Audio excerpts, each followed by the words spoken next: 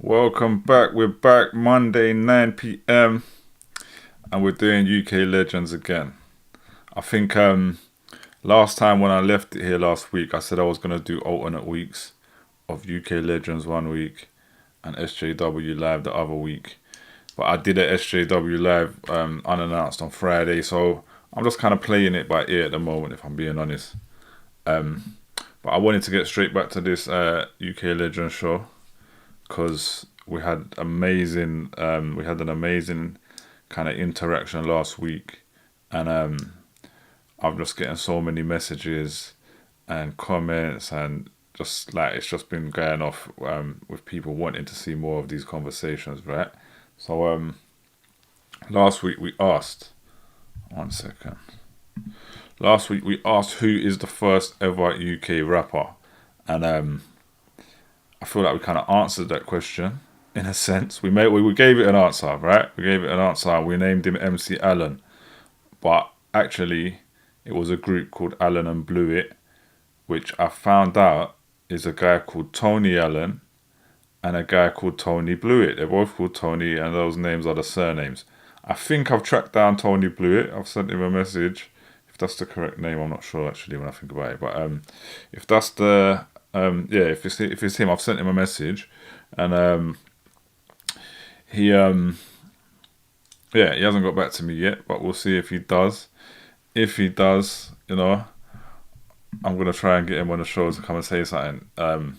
He doesn't live in the country anymore. If it is him, anyone out there, hit me up in the comments though. Let me know you're out there. Let me know you're tuned in. And yeah. Where's all my regulars? You lot are not out there today. I'm sure people will start to join as we go through. But couple people. So we decided that MC Allen and Allen and Blue. MC Allen, we're calling him, is the first UK rapper because he was rapping British. And because although a lot of people said it was Dizzy Heights, I just felt that both them songs were kind of parodies, and Dizzy Heights was being credited as the one that's not the parody. And yeah, so I went with Allen. But a few people have since then said, nah, we should give it to Dizzy Heights because he was doing shows, he was out there on the scene, he was active, right? He was a bit more respected as a rapper. So I want to credit that, I want to acknowledge that. But then so today I also asked, okay then, so who's the first, let me get it up on the screen actually. One sec.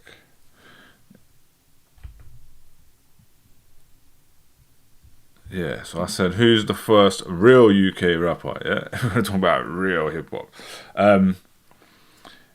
And just in a sense of not being a novelty, being respected, right, as a rapper, right? And then straight away, shout out Luke Maverick and make sure you all go follow on Instagram UK Hip Hop History because he's doing a lot of this similar kind of content on a Instagram format. And he said Nutriment maybe, right? 1983. And it made me realize we did Nutriment last week, but I kind of brushed past it and said I didn't like it, right? But now when I'm deep in it, I was expecting to go somewhere way later on the first real UK rapper, right? But when I deep it, I think he's right. Because that was... So I think what I'm going to do today is I'm going to pull that up, yeah? Especially because people are going to be still joining in that as we're starting. But I'm going to do another reaction to that, right? I'm going to go... Because I don't think I even played the whole song. I'm going to pull up the lyrics. And yeah, I'm going to go through the lyrics properly and go through the song properly. Because... he said here as well, because I was told, yeah, second record after Dizzy Heights. I tagged you in a post on it. I actually played it again just now and feel like it's notable for the political content at least. So, I know I did it last time, but I'm saying if we end up saying, right, this is the first significant hip-hop record, then I feel like I need to give it a bit more respect. I think I just said I didn't like it because it's quite American and the beat, it has some crazy reverb on it. I listened briefly today when I looked back to my reaction and I kind of was giving it a bit more time. But I've already got it up. Wait, I've got it up on Google. So it's called London Bridge is Falling Down. And it's, we had a lot of fun with humour in that last week, but this is a bit of a less humorous one. And that's why maybe people might like it even less, because it's very, very dated. Let's check this out, right? Let's check out a bit more details of it. Get these adverts out of here. London Bridge is Falling Down, Nutriment, produced by Roy Carter. Likely the first political UK hip-hop song ever made. Nutriment's London Bridge is Falling Down is an important release in the saga of early British hip-hop history. Let's see what more we got on that. While it is widely reported to be the first UK hip-hop release, this is incorrect, as there is releases going back to 1980 and one contender from 1979, which I imagine is Ian Jury, right? And I want to acknowledge that as well, because the MC Allen one we credited was 1980, but Ian Jury, who was not a hip-hop record but was rapping, was 1979. So there's a big argument that Ian Jury is actually the answer, right? But I'm trying to find who's really hip-hop. And also, I put up a post today saying, because it mentioned, when we're going through the history, we mentioned that reggae and toasting and dub artists were really the start, right? So I want to go back to that today. I was going to move forward, didn't it? I was going to go to the next stage. Okay, who was after all of these first rappers? But I think we need to go a bit further back. So I'm going to carry on with this who was the first UK rapper a little bit. And then I'm going to go back to the influences of them, right? Because the lineage of rap and the real authentic British rappers that eventually came out, if we're talking London Posse and others in between, right? The lineage goes to those reggae artists and those dub artists. It doesn't go to...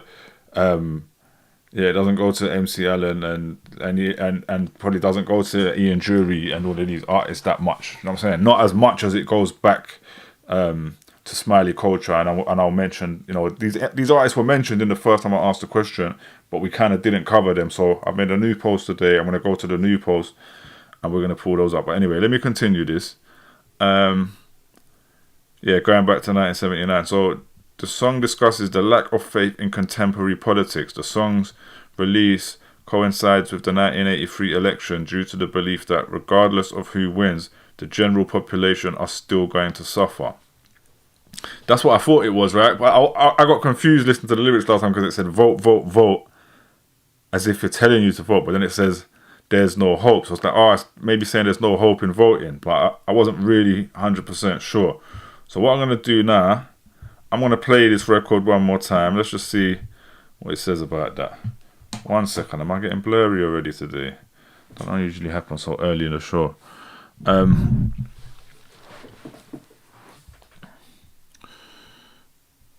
Just telling you that British nursery rhyme, they implicate... this is interesting, actually. We need to come to Genius more, probably. The chorus interpolates a classic British nursery rhyme. The implication here, as expanded on within the first verse, is the election of 1983 between Thatcher and Michael Foot is going to have a disappointing and potentially hurtful result regardless of who wins. Therefore, it's best just to leave while you can. Thatcher's first years in office prior to the 83 election saw unemployment on the rise and a failing economy through though these would recover in later years. That's mad interesting, man. You know what I'm saying? Being someone who grew up in the Thatcher era, you know what I'm saying, she took the milk straight out of our mouths in the primary school. Alright, let's play the record one more time. Let's put a bit more respect on his name.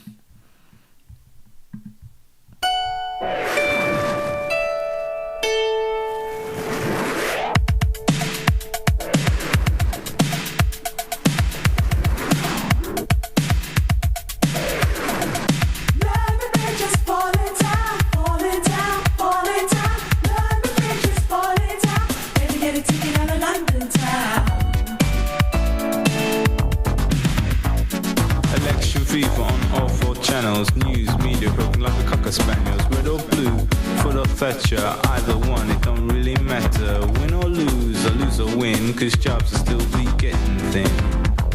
Yo, now I'm reading the lyrics, I'm liking this a lot more already. I wasn't really paying attention, I think the lyrics was just going past me. I was getting thrown off by the sound of the song, and I was like talking about thinking it was American or whatever. But yeah, I mean, red or blue, foot or Thatcher, the bars are, it's right there, right? And we've continued to say this throughout, UK hip hop history. We've continued to say this narrative, and apart from when Corbyn was running, when I got into politics myself and was pushing the vote, even, which I won't be doing again now. Like, we're back at the same position with Keir Starmer at the head of the Labour Party. So, ban all of them. Yeah, let's carry on. London bridges are falling down and the governments are going to ground. Check out their nuclear bunker. You sure ain't seen nothing funky. Talking about building with iron and steel. You know the possibility just ain't real. Since my Mac the knife has eradicated this form of life. I build it up with the wood and clay. You might as well throw the damn thing away.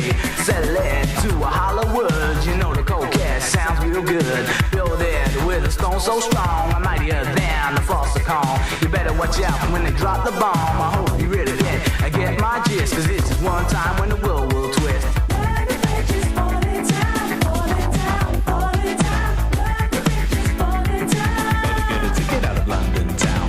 Where the bridges falling down, falling down, falling down. Where the bridges falling down. Better get a ticket out of London town. Here we go. That's the bit I was talking about. Vote, vote, vote. There ain't no hope. Vote, vote, vote. This ain't no joke. Vote, vote, vote. There ain't no hope. Vote, vote, vote. This ain't no joke. To help my cousin get around outside, he bought himself a copy of the tourist guide, the A to Z and the A to Z. And now I'm gonna tell you about just what he read. Cautious of the cracks and careful of the grooves, and make sure you lose no money on the books. When confronted by a posse of the LBJ, don't hang around and hear what they gotta say. Take to your pins as quick as flash, and then you're guaranteed you won't get mad. You get some room and I get some stead, I get some money and I get some bread. I took my cousin around to check out what was going down. I took my cousin on a little trip, and that's when we got a real hip. Where the bridges falling down, falling down, falling down. Where the bridges falling down. Better get a ticket out of London town. Where the bridges falling down, falling down, falling down. Where the bridges falling down. Better get a ticket out of London town. How you gonna cross the bridge?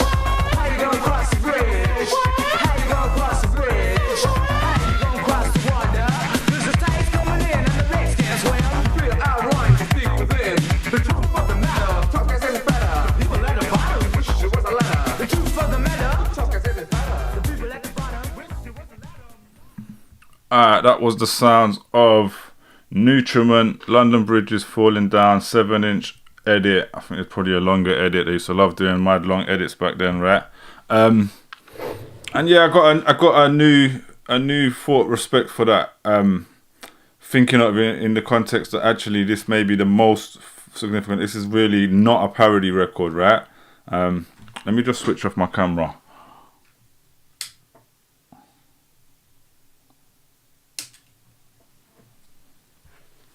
I need to work out why my camera does that, but we're still teething over here with this streaming thing. But I never have the time in between to solve these problems or whatever. There's a couple other problems I've got going on with my sidecar and with my camera doing that. But yeah, I felt like the Dizzy Heights record was still kind of a parody. But don't get me wrong, cool. It's a rap song. Someone else pointed out some things in its defense today, and in fact I'll just pull that up. Let's pull up the post, which I just had up a minute ago. But I guess it's kind of like you had Rappers Delight, yeah, which the song we recredited last week was a parody of. That's classed as like the first mainstream hip hop record, right? But they're just rapping about nothing really, innit? Like it's party record. And then some people feel like The Message was the first significant hip hop record because it had like a social message in it, right? And a political message. So maybe we have a similar couple of records over here as our first two. But yeah, I'm seeing quite a few viewers out there, but none of you saying hello today. None of you talkative.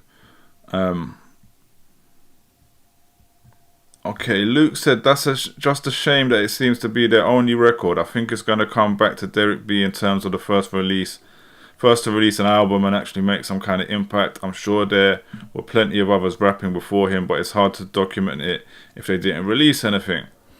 That's going to be the next question in the future, like who released the first album, and there's phase one and other people being suggested here, but we'll get to that another day.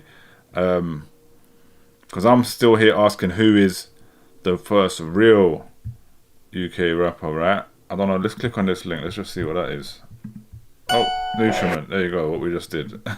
Oh yeah, that's Luke anyway. Genesis Elijah said Bionic. So I'm going to do something interesting. Yes, shout out Sam Gregory. Someone is in the chat. We're only doing British rap and I still haven't listened to these diss records, Sam. So how you feeling about I know we're talking about UK rap, but just on a personal level, I see, you was riding for J. Cole, and it's like J. Cole is the joke of the internet today. Chris Gray said, every time people talk on this subject, I'm reminded of Youngun's awesome track on a DJ MK mixtape from back when I were a kid. Learned a lot about hip hop, chasing names from this. I mean, shout out Young Gun, sorry, not Youngun. Youngun is a much later on rapper, but Young Gun is also a much later on rapper, and DJ MK and those mixtapes. I got a lot of stuff from them, but Sam Gregory said J. Cole Let Me Down, man. You should do a song called J. Cole Let Me Down. Do you know what I mean? I know that's not a take on his song, because his song was about Nas letting him down. I know he let Nas down, right? It was about him letting people down. He's gonna make another one of them soon. Let Kendrick down. Danny Ritchie said was gonna say Slick Rick, but Bullet from a Gun came out 2 months before Slick Rick dropped his album.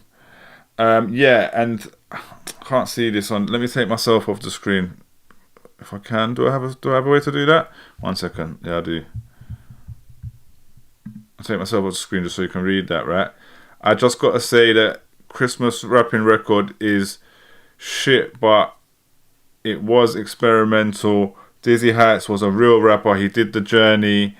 He was definitely on board on the scene and a face. I hadn't heard about MC Allen before this post.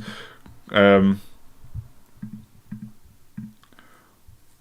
take Dizzy's flowers away. If you watch electro rock hip hop at the Hippodrome YouTube, you'll see Dizzy Heights doing his thing. About 5 minutes in, he must have dropped that American accent early in, because I remember he used to sound quite cockney like in electro rock. Let's search that on what should you say? Electro rock Hippodrome. Electro rock hip hop at the Hippodrome. Is that something I can? It says YouTube. Is that something I can search on YouTube? Let's try that out. But yeah, let's give Dizzy Heights is hosted by Mike Allen. Oh wow, look at this. See, we do need to be responding to. Sorry, I'm trying to put myself back. We do need to be reacting to more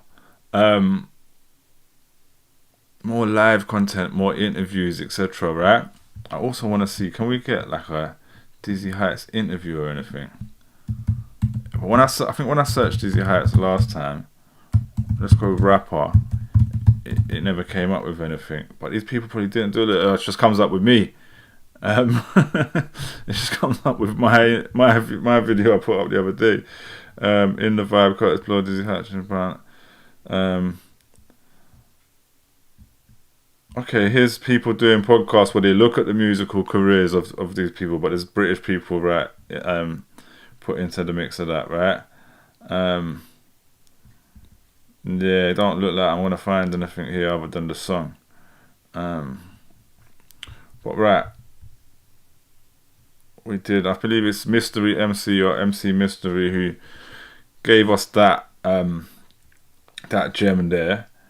And she is apparently the first female MC, first female UK MC. And I was going to answer the question today, who's the first female UK MC, but I'm arranging for her to come on the show next week, so we're going to do it then. She said about 5 minutes in. Let's listen.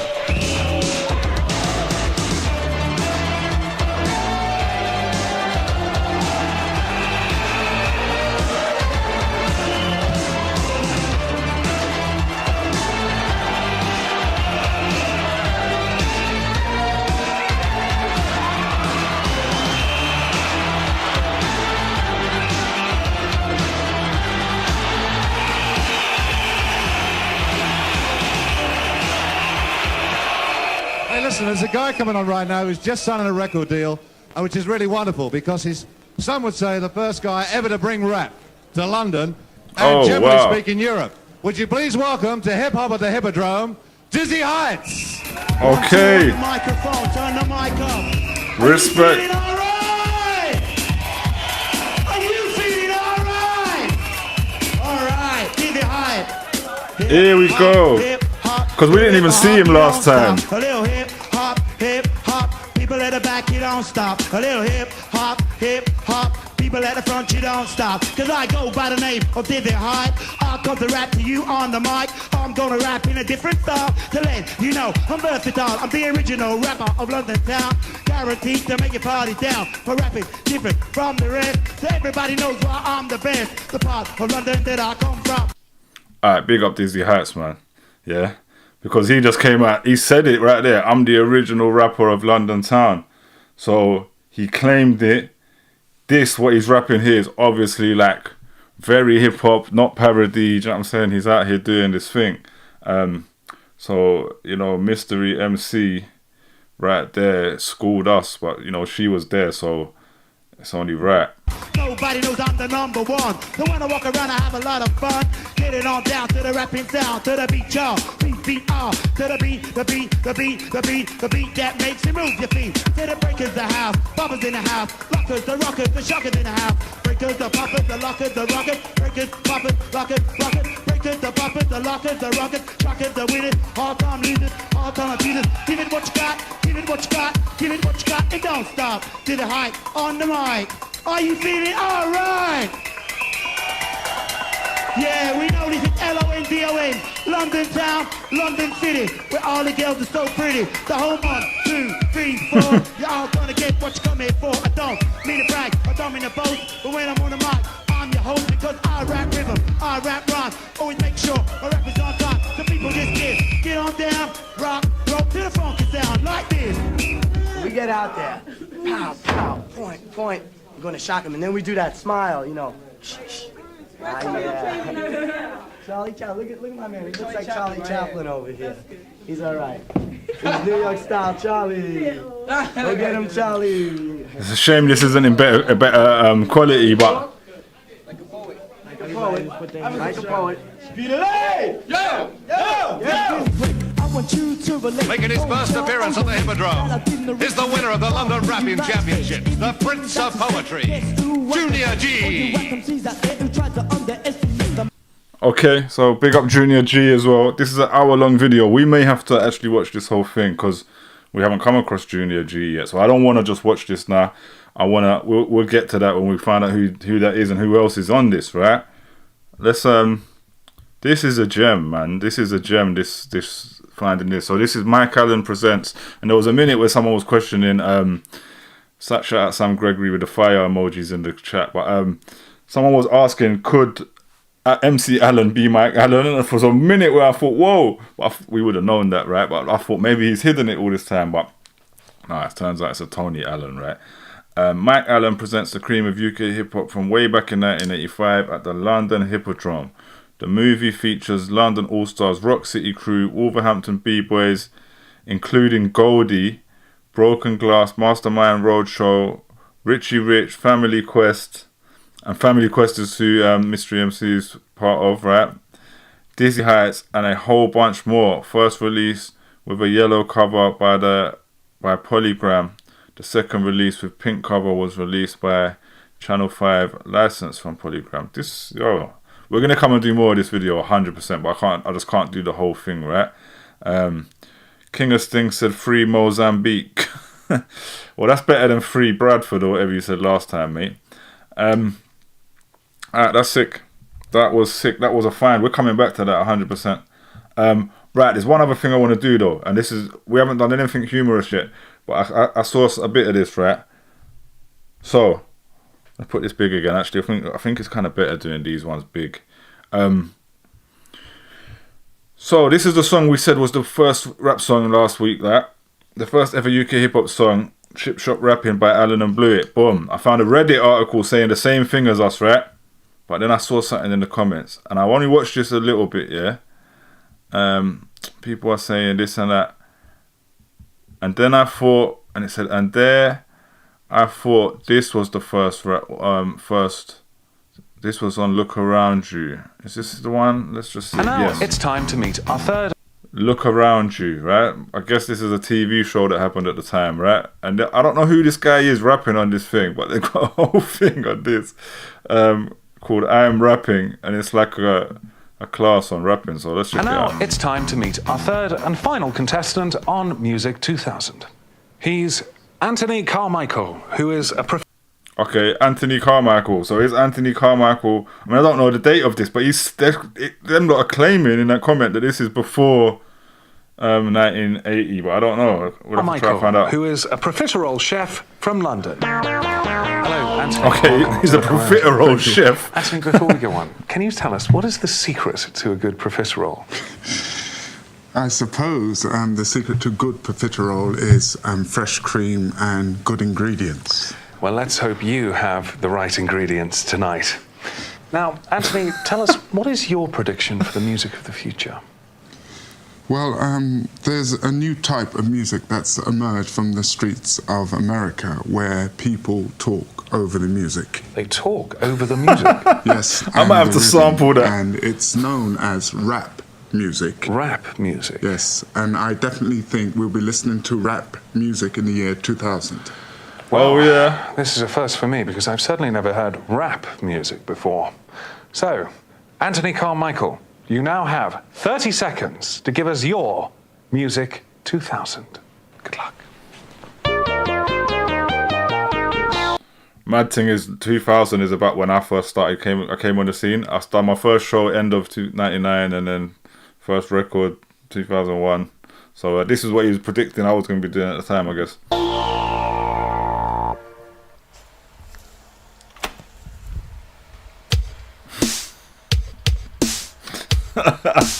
Yo. I'm rapping all day and I'm rapping all night. I'm rapping to the beat and I rap it up tight. I rap in the morning and I rap till I'm done. And everybody knows that I'm number one. Cause I'm rapping, I'm rapping, I'm rapping, I'm rapping, I'm rapping, I'm rapping till you rap it. I'm rapping, I'm rapping, I'm rapping, I'm rap. I do hope this guy was I do hope he doesn't really sound American either, does he? I don't know. Let me recheck that. But I do hope this guy was before Dizzy Hats. Do you know what I'm saying? Because Dizzy Hats at least shown how it was done, right? Maybe he's like the original Drake. He was like doing the soft thing. Rapping. I'm rapping all day and I'm rapping all night. Come on, I'm rocking to the beat and I rap. Well And who's done, that? fantastic. She's famous, isn't Thank you for introducing us all to the world of rap music. No, that was crazy, man. Wait. I gotta get back on the screen because I gotta see. Like, who is that? What they said his name is? He was a profiterole chef. I said it's a shame rap music never caught on. That's comments getting a like. This video is getting a like, to be honest. Rap. Sam Gregory said rapping. Rap/rapping. That's what he was doing, isn't it? Man said I'm rapping.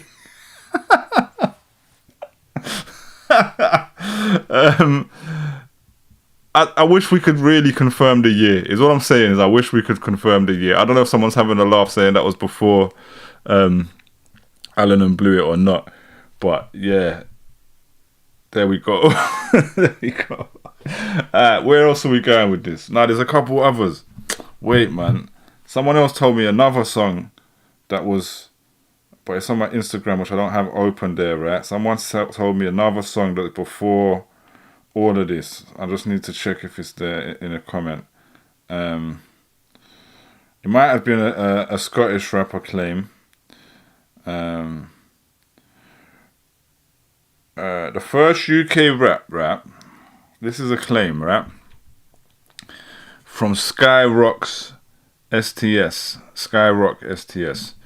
The first UK rap record was by actress Lorraine Chase. So I've never heard this. And okay, there's two things I've got to show, right? This is not the Scottish one, but it is someone claiming that there's another Scottish record before the one we put out as the first Scottish record, right? So we're gonna look that up as well. So the first UK rap record was by actress Lorraine Chase. As well, people need to catch up with their history. But okay, well, where's her? That's not gonna help me, is it? What do I search? Rap record, rap song. Let's search that. See what comes up. Luton Airport. Yeah, she said. Oh yeah, he said that in the next comment. Something about Luton Airport, and said it was released before Rapper's Delight. So you're trying to tell me, yeah? This guy is trying to tell me that Lorraine Chase has the first rap record of all time that's even before Americans. Come on, man, come off of it. Lorraine Chase, It's Nice Here, innit? Well, that sounds British. 1979. London Airport song. Come, let's look at the Luton Airport, sorry. Luton Airport, and they call it a London airport. It's always baffled me because Luton is not in London. Come on, guys. Luton Airport is a song performed in 1979 by the British all-female band Cats UK. It reached number 22 in the single charts and was inspired by the punchline. So does this mention rap in it? Come on. Genre pop.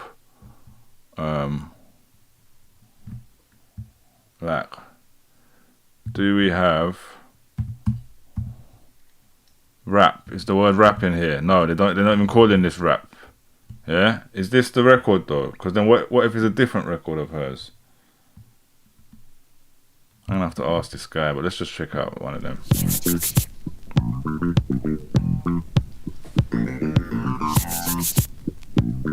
I don't know if it's the same record and they put a different title or what. The guy as he passed me by, hi, in the middle of the street. Hi, I replied as I looked to the side, and I thought it'd be very nice to meet. Okay. How about a drink? Well, I started to think, but quick as a wink I replied. It wasn't very far to the nearest bar, and I was sitting on a stool by his side. I got used to the gloom and gazed around the room. If my head had been a top, you could spin it. I looked about and started to shout, it's nice here, isn't it? It's nice here, isn't it? This is slightly a banger, I'm not gonna lie.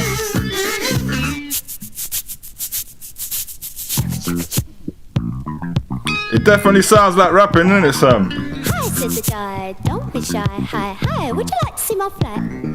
Can't say that I was surprised at the guy, and I thought he'd be getting round to that. I started to think, but I had another drink and thought, who am I to disagree? It wasn't long before we were standing at his door, and there he was fumbling with his key. I must admit he had a moody looking pad. You really would have flipped if you'd seen it. I looked about, started to shout, it's nice here, isn't it? Sam Gregory said it sounds like Barbara Windsor. It does, but she's an actress of the time as well, right? With a gleam in his eye. Hi, would you like to see my bed? Hi, with a blush. I didn't want to rush and pretended not to hear what he said. I've never been a prude, and I think it rather rude if you leave when you're having lots of fun. So in a little while, with nothing but a smile, I was doing what I never should have done. Is it?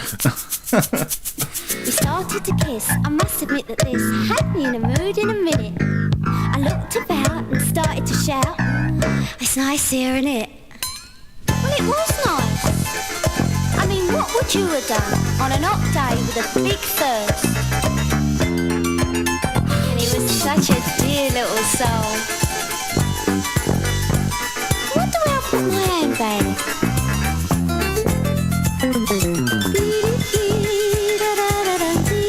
well.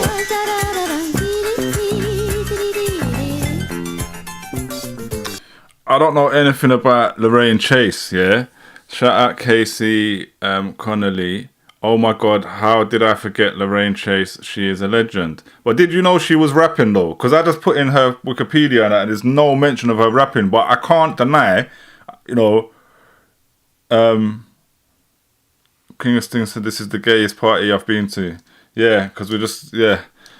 Don't try it though, King of Sting. Yeah, I know you've been to very gay parties. Yeah, stop trying it. You've told me before that you're on Grindr. You go to gay parties every weekend. Anyway, I've got to dispute Mystery MC's claim to being the first UK female rapper, because the first UK female rapper, if this is true, if that when did Rappers Delight come out? Because someone's claiming that came out before Rappers Delight. I don't know if it's that song. Again, it's 1979. So Rappers Delight came out in 1979. Ian Jury came out in 1979. So we're basically showing, I hadn't even thought about that, like the lineage with American rap. British people had rap stuff coming out at the same time as America, basically. That's what we're discovering. Casey said, no, we didn't call it rap, it was spoken word with rhyme. Yeah, but that's pretty much rap to me, man. That sound like rap to me. But I want to, we can't see the date, but yeah, both are 79. Rappers Delight and that are both 79. And the commenter who told me about her did claim that her one came out before Rappers Delight, which that's crazy, yo. What's she known for though? I don't know nothing about this woman. Alright, there's no discography or filmography here. I'm not reading the whole thing. Wait, she became well known for her strong South East London accent and frequent use of Cockney slang, and found fame for a series of television adverts for Campari before embarking on an acting career. She's best known for playing the role of Steph Stokes in TV soap opera Emmerdale. Oh, from 2002 to 2006. Mad thing. So that must have been like years later, obviously. But this, I want to click on this Luton Airport because this says 1976 and that kept coming up. I guess it looks like an advert, like they said. It's very odd. I don't even know your name, but after this one Campari and soda, I feel I almost know you. Is she going to rap in this? I don't think she's going to rap in this, is she? If she's going to rap in this, she started hip hop. No, lemonade. Campari and lemonade. Yeah, nice colour, isn't it? Campari. With soda, with lemonade. Okay, she's not rapping in this. Cool, but what we're saying is, I'm a bit mind blown still. We're going to come back to this because I'm going to have to play that whole thing because next week I'm going to do the female rapper, right? I'm going to have to play that again, or at least a clip of it, and then play other ones because, yeah, she looks like the first. But again, it's going to be one of those cases where it's like she was the first. Shout out Nicolin in the comments, said 1979, yeah. But that wasn't the Luton Airport song, was it? Let's check out the Luton Airport song at least. When did this come out? It's by a group, but it's something to do with her, innit? I forget this. We've made the point. We made the point of her rapping, right? That's a bit mad, but I feel like Ian Jury was the only other 1979 one, right? She was really rapping on that record. The beat even sounded really like hip hop and that. British again. She's before all the ones we did last week. She's literally before all of them. And do you know what's mad with UK hip hop? I've noticed, and the whole history, is women are so instrumental to it. I've just found this one, but like Cookie Crew. Am I gonna forget off the top of my head? The other most important woman who actually moved to America. It's gonna go out of my brain, but I'll find it when I pull up the thing, and so on. Someone so obvious, but yeah, like I think I don't know if that was before Slick Rick or not. We'll get to it. Casey said the water in Mallorca don't taste like what it oughta. She was massive. That's bars, isn't it? Yeah, and that was on EMI. She had a major record deal. Alright, so the first UK rapper, whole thing has changed, and it is Lorraine Chase. Lorraine Chase is the first UK rapper. Shout out to Gleam who said Nina Cherry, but Nina Cherry is not British. Nina Cherry is from Sweden, but she was over here rapping. Danny Riddler said, "We Puppy Girls." Oh, you lot all want to start talking now and telling me about the first female rappers, yeah? But I'm doing that next week because I'm going to have a guest who is claiming they are the first female rapper. And I think apart from Lorraine Chase, they kind of might be. Definitely the first in the real hip-hop scene. But they're going to join us next week. So we're going to do that next week. I'm going to... That was it, I think. No. I need to look at the Scottish one. Yeah? Let's go to... I think it might have been a comment on YouTube. So let's go to my own video, yeah? Let's check. Listen, I'm going to tell you something, yeah? I've been dropping all these videos and the English people don't care that I'm playing these parody rappers and calling them the first rapper ever. Like, no one's getting offended, yeah? But... the Scottish lot, on the other hand, yo, they're in the comments going, "No, this is a parody, what are you talking about?" And then, like, correcting me and shit. You know what I'm saying? I'm like, yo, yeah, look, this was a comedy record. Many of the terms are Scottish or even Glasgow specific. Someone explained this, that about this phrase last time was a children's rhyme. I like this comment, but I don't like that they kind of normalise, not people want to normalise the racism and that thing. Oh, that was how people talk at the time, nobody minds kind of thing. But you made other good points.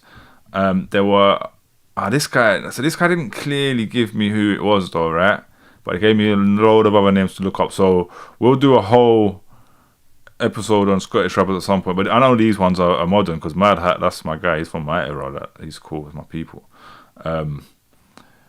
Bro, Shogun Vulcan, real Scottish rapper. But again, are you telling me it's the first? Do you know what I'm saying? Let me ask this guy while I'm here a minute. I was about to say, is he? But I don't know. It's man. Yeah, let's just ask them. We'll see if they come back to us. Now I got to do the Isle of Wight. This is comedy rap. Nobody in Scotland from that generation considers it hip hop. Okay, here we go. I'm an LFC fan, but it sounds like Anfield rap, which was legendary. But terrible. Nah, it's not that though. That wasn't the comment, but there was another comment about a football song, claiming that the first was a football song. This might actually be referring to it as well, but I don't think so because it's meant to be Scottish. Alright, we'll keep it moving. We'll keep it moving from that for a sec. I'm just going to shut some of these tabs so we don't take up space. And let's get to the going back further. Someone else said, Sarah Jane had left a comment though. Let me just pull this up saying, everyone whose names are mentioned in are amazing and foundations. How about the progression from there to now? Yeah, we're going to get to that, man. I don't want to, like, people are going to want me to rush to Kalashnikov, you know what I'm saying? But I don't want to rush to Kalashnikov because I want to keep this show running for a good long time. I want to keep this show running for a few years, you know what I'm saying? We can, and I'm going to go through, like, I'm going to do, like, whole albums. Do you know what I'm saying? And especially with like Kalashnikov and Skinny Man, like I want to react. I will sit here and play the whole Skinny Man album and tell my stories of what it meant to me and where I was when certain stories are happening. Do you know what I'm saying? Like I'm gonna go crazy with this series like over time. And I said today, I asked today, should I play new hip hop in this show? Like Luke Maverick suggested I could call it a Legends of Tomorrow feature, right? Maybe just one or two, like, this is a new record, let's check it out. You know what I'm saying? Because I'm not calling everybody a legend when I'm doing this. Let's not take that word over the top. Or I am, or, you know what I'm saying? I am, in a sense, like, they're all legendary in their own different ways. I don't really care about this word. I think people are too, one sense we say it too freely, yeah? So if we're going to go, these are the real specific legends that get the most flowers, cool, then it should be more specific. But I'm covering everybody, right? Everybody who's laid a foundation somewhere. Let's show them all flowers. Alright though, I think on today's UK Legends episode, we need to go back further and pull up the reggae and dub artists as well before we move forward. Smiley Culture has been mentioned a lot. Who else, right? Tipper Irie and Papa Levy were about at the time and used to vibe with Saxon together, but there's not many that did what Smiley did, yeah? Danny Riddler said Roots Maneuver, brand new second-hand album worth doing on a show one. Yeah, man, 100% done. Like, that's an album, I mean, I remember having that album. but I haven't listened to it in years. Like I don't think I've listened to it through like since back then. I think if I listened to it now, I'd get so much more from it. Like, but yeah, like I think once we get to those kind of eras, we'll do like a whole episode where it's like each week I'm just doing one album, and then we'll stay in an era for ages. I mean, maybe I can do 2 albums or some shows. Sometimes I stay for ages. Claims said, I dare you play a guy from my hometown. In the 1917, he was a trumpeter but also rapped. Gonella with Ted Easton Band. We'll do it right now, my mate. Yeah, we'll do that right now. Although, I had this up, right? Because Genesis Elijah said he felt the first real UK rapper was Bionic. Yeah, which a lot of people say, and we're going to get to Bionic and London Posse quite soon because they are, you know what I'm saying? But I don't want to rush to them either because they're considered a starting point, right? But I watched this interview with him a little while ago, a long time ago actually, and he said where he found his influence from. In fact, we're going to do that first in a second because we're going to search Gleam's thing, and then we're going to do that before we get to the reggae side because I feel like he is going to tell us. Everyone classes him as the first UK rapper with a British accent, right? Even though we just found out Lorraine Chase is the first UK rapper with a British accent. She was even a year before MC Allen. But yeah, I think we should hear it from Bionic. So we're jumping forward a bit just to let Bionic speak. We're not going to cover Bionic's music yet, but let's hear it from him, who he felt was first, right? But first things first, what's Gleam talking about? Is this it, bro? Yeah, this one at the top. Dan Riddler said it still stands up. Brand new second hand. I bet it does, man. That's, you know, I know that album is iconic, right? Ladies and gentlemen, there he is, Mr. Ned Ganella.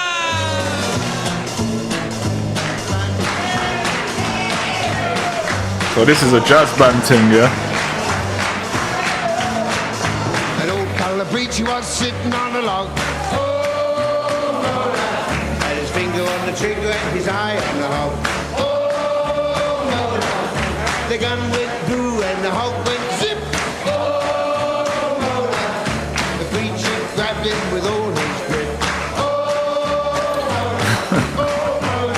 You shall be free.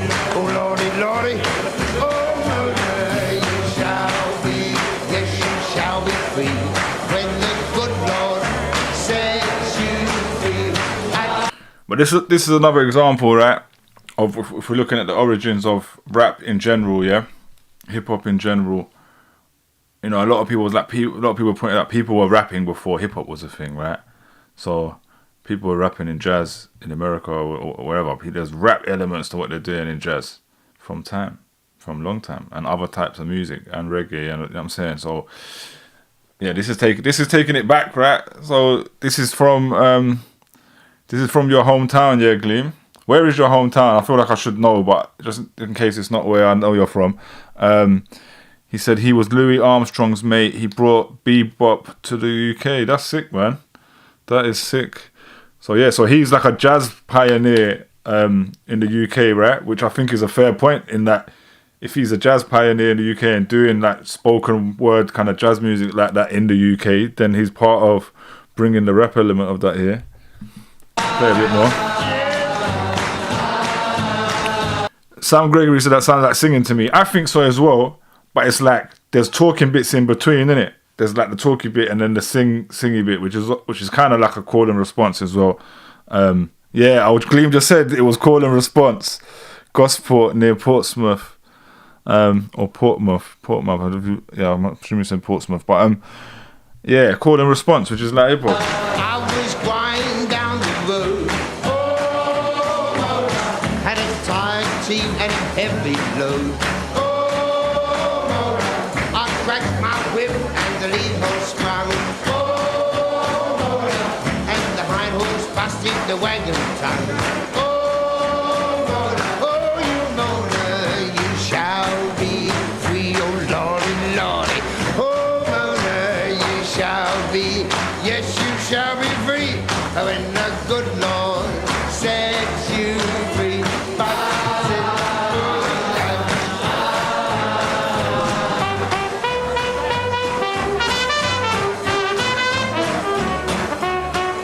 Yeah, man, they're vibing. But yeah, I hear what Sam's saying about it being singing, but you know what I'm saying? We know there's a line from that to hip hop, innit? Even in America, there's a line from that and the call and response involved in the production, in you know what I'm saying, in the instrumentation, in the content, in the kind of almost talking parts of these records, you know what I'm saying, that led to what became rap. Like there's 100% a connection there to what led to what became rap music. Do you know what I'm saying? So I get it. Like I said, it's before rap was a thing, and it's actually before they were 100% rapping on record. So it's not like the Ian Jury record we played last week, which was like had jazz elements, had all kind of elements, but like a rock record with rap on it. Yeah, Sam said it's a bit in between. It's part of the history, it's part of the influence, right? But I'm glad we've done that. So big up Gleam. I'm very glad we've done that because that just showed some jazz, right? Because we're gonna do a lot of reggae probably today. Oh no, Sam Gregory said he don't like reggae. Remember that was his biggest downfall of his comment of all time. He's still catching heat for that. So yeah, we're gonna do quite a bit of reggae today. Or like dub kind of, reggae sound system. Gleam said that was his most famous track, but he had a load more like Cockney poetry. Mad. If you've got something you can think of specifically that's got that Cockney poetry vibe, like Nicola Murphy said, it's like gospel singing that led to rap. Yeah, 100%, man. 100%. Gleam said he don't like reggae, he loves it. And Sam said he denies that ever happened. Yeah. You know what I'm saying? We'll leave it there, bro. I do think I have a screenshot somewhere. It's a reflex. I see something crazy, I'm like, quote that. And I'd struggle to find it though. I want to get this up. Gleam said I'll hunt it out for a jazz session. Yeah, man. Let's just pull up this. The thing is, this is a half-hour interview. I don't want to do all of it, obviously, but I just want to get to the bit where Bionic is talking about his influences. Casey said this is an interesting discussion. The history of music. I love it. Let's not forget Ella Fitzgerald, the Queen of Scat. Is Ella Fitzgerald British as well? I should know that because at uni, I'm pretty sure she is, right? Because at uni, I wrote something about Ella Fitzgerald, I think, when I was writing in the history. Let's just look Ella Fitzgerald up. Do you know what? What we'll do, I'm not going to go crazy back to jazz and all of that right now, yeah? Because we've got to get to the rap stuff. We've already started at this early place, right? Oh no, Ella Fitzgerald is American. Who's British though? Because there's someone that she made me think of that is British. That is a British black singer who I ended up writing about because I did a module on British black music, right? And it's mad. The guy who taught that seminar, that module, he was from a group. He was from Steel Pulse, yeah? Gleam will know what I'm talking about. He was from Steel Pulse. He was the bass player, I think, from Steel Pulse. His name was Michael something. And he later became a manager, and he managed E17, I believe. They kind of hired him because they needed a black, authentic musician to kind of show this white boy band how to be urban and all of that, you know what I'm saying? And that was a really interesting module that I took with him. But I remember he said something to me that I'll never forget, right? Which is key to what we're about to do here. Let me take it off the screen because it's irrelevant to what I'm saying. Like, he said how all these UK genres that we've had over the years, jungle, grime, all of these different genres we've had, dubstep was the big thing at the time, have all recreated the same thing. They've just redone the same thing. And he called it, he said it was the most closest rhythm to the heartbeat. Yeah? So it's like the most natural thing you hear when you're first in your mother's womb is the heartbeat, right? And this rhythm. And he said that dub and reggae and that rhythm was the closest thing to the heartbeat. And he said, in English music, we have been able to repackage and recreate and give a new name, generation after generation, to that rhythm. And he had so many lists. And like he actually got up videos of people in clubs dancing to dub music, and then he played modern music over the top of it, and it just looked the same and that. You know what I'm saying? Like, it was crazy still. It's a crazy, interesting module that I took with him. But anyway, Mongo reminded me of this the other day about the British Library. I was driving past the British Library and I saw this big sign saying they got a exhibition starting there at the end of this month. I think it's the 26th, right? And it's like it made me think of this module because the tagline is something about a history of British black music, but I think the actual name of the exhibition is History of the Bassline. Yeah, so even this whole exhibition about British black music is summarizing it the same way that my lecturer summarized it, in that it all comes from this bass line, which I found mad interesting. We've got a few comments going on. Gleam, the first reggae we got to mention, Maxi Priest, he is the first megastar. British though, we're staying British. Ella was US in it, yeah, but so you're saying, so is Maxi Priest British then? And so Gleam, I'm so glad you're here, Gleam, yeah? Because obviously we're going to go to Smiley Culture, we're going to go to Tipper and the different names that have been mentioned, but who do you think? I guess we're going to watch a bit of this Bionic and go with what he says, right? But who do you think is the first, like, earliest kind of toaster here in the UK that's relevant? That was doing that kind of rapping style, toasting style that would have led to what became hip hop here. Gleam said they all visited. Even Nina Simone was in Sarah Love's yard at Young. That's crazy, man. Mad. Alright, let's get this thing back up. Bionic.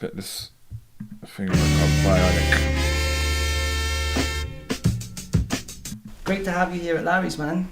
Yes. And let me just say something. Big up Bionic, yeah? Big up Bionic. But let me just say something. Bionic don't live in this country, so I can't interview him one-on-one at the moment anyway. So I will try and get Bionic on this show, because now I'm doing like interviews like this. I'm going to try. But let me just say, I had an interview with Bionic lined up before, right? And this just to show off, I didn't just start doing this now. 8 years ago or something, I had my Pyro radio show, yeah, and I did an episode called "Who is the most influential UK rapper?" And we were looking at the lineage of influence, and so all these same names came up, right, at different points of influence. And obviously, like, Bionic and Rodney P and London Posse was one of the main names that come up. I think at the end of it, we crowned them, yeah. So I spoke to Bionic. Bionic's never been in the country all the years I've been active in this scene, so I'd never seen him around, nothing. And suddenly, while I was talking about this, he came on social media and he hit me up, and we spoke on the phone for like an hour one time, just kind of chopping it up about hip hop, getting to know each other or whatever. You know what I'm saying? But and he was like, "Yo, when I come to the country, we're gonna do this interview." Yeah, and he was really happy and excited to do it. And then when he came to the country, they did the London Posse reunion tour, right? He came over, he was here for a minute. And we had it all lined up to happen. And on the day or on the week, he pulled up. And I'm just going to be honest, I'm not going to say who and what, but that interview, in my opinion, got blocked. Like, he was told not to do it, yeah? Which is a hater thing. I'm not going to say who. I know who blocked it pretty much. It's not to do with, like, me and my reputation. I guess it is. I was about to say it's going to be my reputation and people who don't like me or whatever. I guess it is. You know what I'm saying? But I think it was just more of a hater thing of, like, the fact that I was documenting something that others weren't, and they wanted to be the ones to do that. So it got blocked, right? Anyway, time's passed, innit? And I don't think he's in the country again. So I'm going to approach him again about doing it here on this, because it's a good format for it. So hopefully we get him anyway. But let's see what he's saying here. I just want to get to his influences. Blessing the place up. More in it up, bruv. More in it up. More Don't in it want up. to be less, remember. True that. More in it yeah, up. we're here. Yes. We're just gonna have a little chat today. Let people know a little bit more about the man behind the mystery. First memory of it is seeing that Buffalo girl. Oh. That's it, innit? I was just trying to skip to the influence, right? We might have to watch this whole thing, man. Because this is going to show, if they're going to ask him, like, where did you first see hip hop? It's going to show the story we've already been looking at. Gleam said, Millie Small and the old My Boy Lollipop would be the first hit. Okay, yeah, I know that song. More of a ska thing. Althea and Donna, Uptown Top Ranking is probably a decent first, but Saxon, lot other boys, Tipper, Sweetie Airy, etc. But you got the early originals like Rankin, Coley, and Mellow before my time. So if you're saying Saxon, right? Because obviously that comes up a lot. Tipper, Sweetie Airy. What would you play first? Yeah, that's the key thing. Because I'm sure these same names are gonna come up from Bionic, but I need to know what records to play or what performance, what videos of what sound system videos or what. You know what I'm saying? Let's put Bionic big, and I'm just gonna roll with this interview, even if it takes a minute for now. And man, yeah, we see Buffalo girls. Hold up. Tell us a little bit about how you first come into the whole hip hop culture in the sort of early 80s. I was introduced into the whole hip hop culture by, I don't know, it was me and Basil and them man. Yeah, we see Buffalo girls, mate. Okay, that's what he's literally saying. So last week, yeah, we said, you know, we went through all who the first rappers were, but we played that Buffalo Girls record, and I think we were like, he's almost not even really rapping on this, so it's not even about Malcolm McLaren being a rapper or whatever.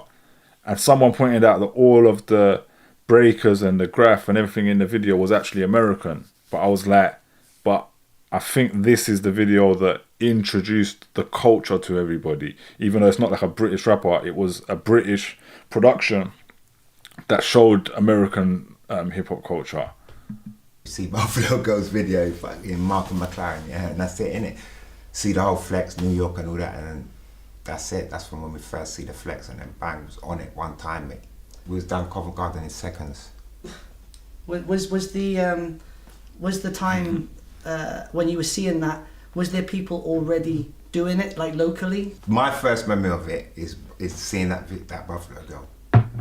Buffalo Girls. That's my first memory of anything, seeing Rocksteady and them man there, Normski and then Mr. Freeze and all that, man, doing that thing. Yeah. That's my first memory of the whole thing.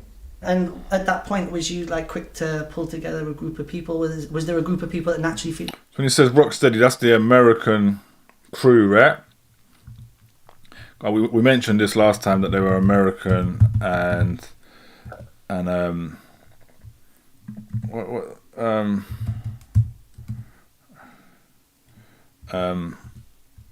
but he just said Normski, and that is Normski someone from Rocksteady, or is he talking about Normski over here? American Breaking Crew.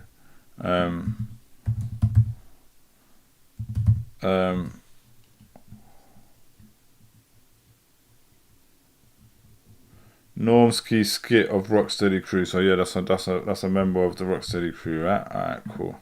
See, we just keep learning on this thing. The same. That just started that chain reaction. I'm trying to sort of find out a little bit about who those people around you would have been at that first point. It was Basil, man. Yeah. And like Clive and them man, yeah. But it was a thing like, it was like, with man see that, and then my brethren, William, must have come back from New York at the same kind of time, yeah, with fresh moves. Dan Riddler says Breakers Normski was UK, but from Rocksteady Crew and from UK. But is he just talking about Normski? Obviously, in my head, I thought Normski the photographer. Obviously, I know he's been around a long time. I don't know if he's been around that long time. So yeah, there was someone in it because it was William. See, I'm forgetting. See, it's fucking hell, it's a million years ago. But yeah, Indigo, yeah, my brethren William Indigo, yeah, he lives in Prague now, yeah, he's fucking. I'm gonna skip Or did you have to assess it for a while and go, hang on a minute? Breakers we had around, man, I can't think. But Covent, London All-Star Breakers, the competition. I'm probably going to come back to this interview one day and do it all properly because he's talking about the breakers. All that part is real relevant. We've got to probably do more on the other elements of hip-hop culture, right? But obviously I've watched this whole interview before and I'm coming looking for the specific part. Was it Lyceum, innit? Yeah, the sound, just straight in it. Yeah. You get me? And obviously them man that all had bike, it was a scooter man, massive thing, it was them times. Yeah, so man had got bike, and man was the only outsider rolling with all them, showed me the road, so man start chat. Down one roadsides there, and pull up. At that point, just trying to find out if there was people at that point, again, that still you were influenced by. That started by me seeing my brethrens, DK and Mark and them. Wait. Did he ask him about influence before that? To do with Covent. You get me? Yeah. It's famous anyway. Who's the people you met at Covent though that really like transformed you? Oh right, so he's talking about Covent Garden. Just straight in it. Yeah. You get me? And obviously them man that all had bike, it was a scooter man, massive thing, it was them times. Yeah, so man had got bike, and man was the only outsider rolling with all them man there, innit? Because my bits, I wasn't really rolling with no people from my bits, innit?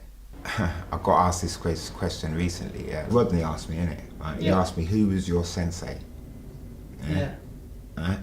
And I goes to him, Daddy Willie, right? Daddy Willie used to chat on Young Lion sound, yeah? I was into a lot of people like IP, Nuffman, but Daddy Willie, yeah, used to chat, but he used to chat bare Cockney. He used to put bare Cockney into it. And used to cuss, man was just chatting nothing but yardie but their English. He was proper on our identity. Okay. You get me? We're saying Gleam, do you know who that is? That's pushing that thing, and that's what man was going with. That man was on that thing, innit? So man come with it in a hip hop thing, but man, it's not like I invented that shit or nothing. No. You get me? Yeah, this is what I remember him saying. I might have missed like how this started, but maybe we've got to watch it properly. But you know, obviously he gets credited as having the first British accent rapper, but he's not the one that gasses it up. Like he don't come out and go, yeah, I started that.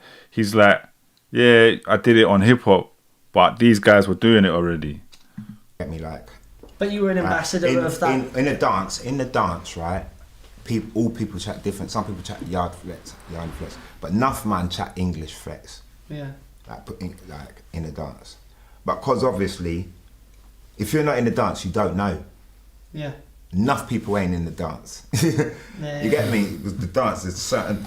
That's a great point, isn't it? Because it's like we're not just talking about records, yeah. We're talking about sound system. So you might have had to be there. People are in the dance, yeah. So the most people will not have a clue in it. Yeah? So I've just come out of the dance into a world that ain't really done. You know what I'm saying? Yeah, They're just on something completely different in it because the music come from America in it. When you were actually doing your MC thing, and you crossed over into the hip hop, what was that moment? Can you remember like what night that was? Slick Rick, Dougie Fresh was playing at Electric Ballroom. Mad. Yeah, and we rave at Electric Ballroom. Like, man was going to Electric Ballroom, like when it's the jazz scene and all that shit, soul and funk downstairs, the jazz upstairs and all the thing there, like breaking days, whatever, like you get me, over 18s, and man's like 12, 11 and 12, and we're in the dance, you get me? And so, that was a place I would go. So even though man was in the dance, man still moved out. And obviously I know all the man them, innit? All the Covent man them. So there was, man still, if there was certain raves or certain things going on, man would still link people. And he's got an MC. He's got an MC, but will I come? Yeah? Because you say he knows I'm on the chatting thing. Of someone like Sipo, what was his... Like that, yeah. I'm trying to find a part. Maybe I'm remembering this wrong as well, though, because he's obviously talking about the influence and stuff all the way through. But in my brain, I was like, there's a bit where he's like listing people and that. And I was a very angry child. Get me? Yeah. And so that tour in question would have been the Big Audio Dynamite.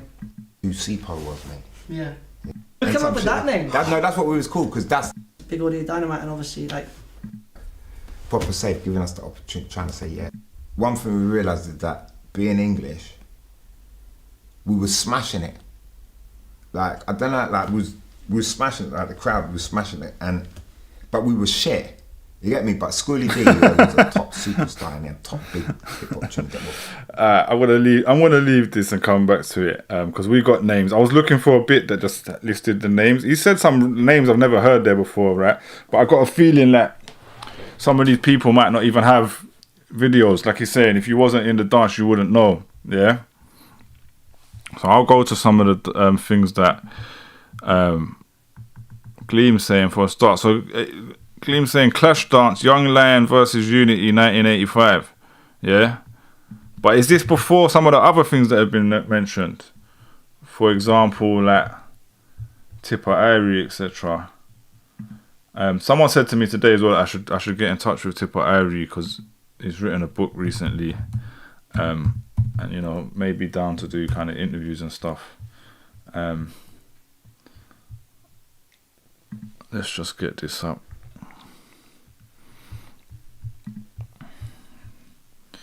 Let's just look at, I want to see like just the years. Okay, so UK singles chart discography 1986. Daddy Willie, that's what he said, isn't it? Why for that? Why for that? But well, I shouldn't say why for that really, but it's not the SJW show. So what if I search Daddy Willie on the internet, man? I'll do it in YouTube where it's like where it's a bit more censored. It might be safe, yeah. Listen, King of Sting, yeah, this one's for you. Okay, so that's Young Lion, yeah. That's why when you say Daddy Willie, that's why you wrote that's Young Lion sound, yeah. But again, this is 1985. What do you think, Liam, about what years these are? Because like, in my head, I'm like, yo, these years are gonna be earlier than the years we've been looking at so far with these early rappers. But these years are actually later. But even though they're later, I still see why they're more significant to what became the hip-hop sound and rap, because those other sounds weren't really hip-hop, they were pop artists, right?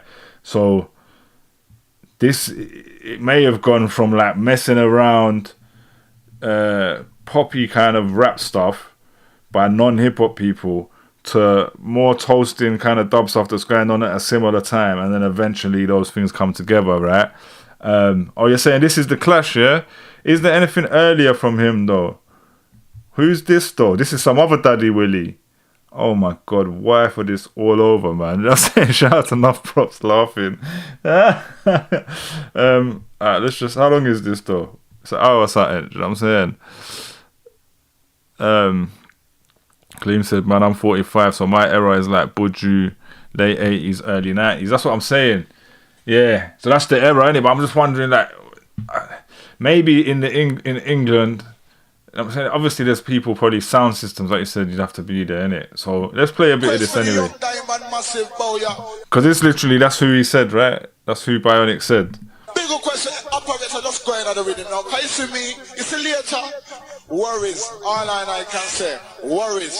In, but you could have been called Mr. Half Pint. In, King Hall. We'll get to some of the comments. Operator, lift up. Hold on the upper. Hold on, crowd of people, echo. In, well, right, so now, you see the last time we play, yeah? So much man call out mine here when dance done. But you see when Wise the dance did a go on, none of them could have ever pick up the mic and say nothing to me. But you see me, you all just warm me now. But getting some interesting things in the comments, man. Reality lyric, you know, not no gimmicks. Reality. In later on, Judge Champion and Ivan and Snowman are going there. Reality.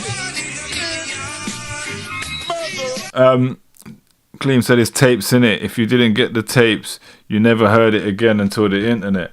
Yeah, of course, man. So, and obviously this is going to be sound system tapes with a lot, you know what I'm saying, DJing and chatting and all of that, you know what I'm saying. But I'm trying to look at the comments to see what other interesting stuff's mentioned.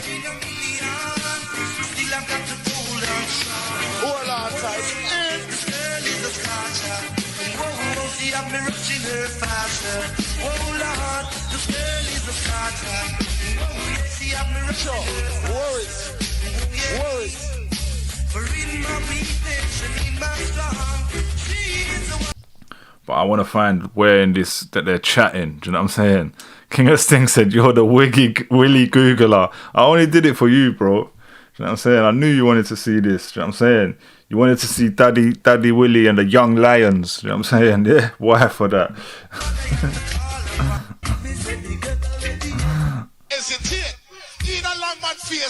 Here we go. Second man, murder. My idiot, see? Idiot. Cheese. Exterminate me, I've got exterminate. Don't I like it? Exterminate me, I've got exterminate. Don't I like it? Exterminate me. Boy, them flows there. You know what I'm saying? Man still can't talk to them flows there, bro. Man still can't talk to them flows there. And then you see the lineage to like where some people started, the influence of this came into hip hop, but most importantly, it went into jungle, right? And when I did the show, Who's the Most Influential UK Rapper, Kingpin actually came on my show. And it was like one of the first shows we did. It was the second show we did on Pyro, because we didn't have a camera the first show, which was Genesis Elijah. So it was the first filmed one. No, actually it wasn't filmed either, but I filmed it on a phone. But yeah, I did. It's on my YouTube. He gives a wicked breakdown of what he sees as the lineage of influence, right? But it all starts with jungle for him. You know what I'm saying? And if you're talking about jungle, then yeah, that all comes from here direct. Easy crowd of people, easy in. Sure, I just chop the boy, I know. Big up to Jimmy boy. Second man. Sure, I just cremate, not gonna cremate them boy there, you know. So last year I know, manly big up see, I done lads, Jano, murder. And this is where the rap battle comes from, do you know what I'm saying? Man said I cremate them and all of that. See, Lord of mercy, read it again, bim. Request a talk on Teddy, see, it name.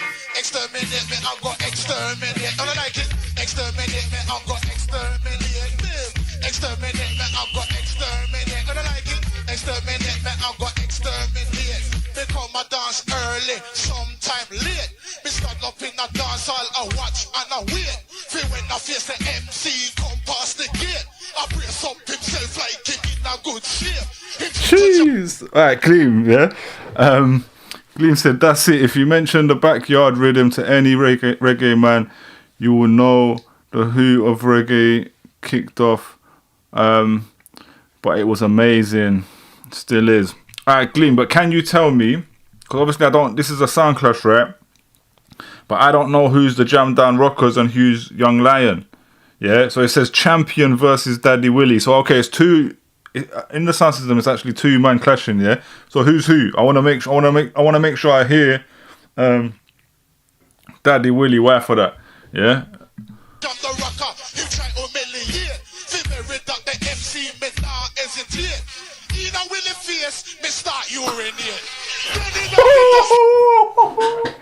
Hey, pull up. So that is not Daddy Willie, because he said, Willie's face. He said he starts urinate. Wow, that's how man's dissing, yeah. Alright, we gotta hear the comeback, yo. Listen, Don't Flop ain't got nothing on this.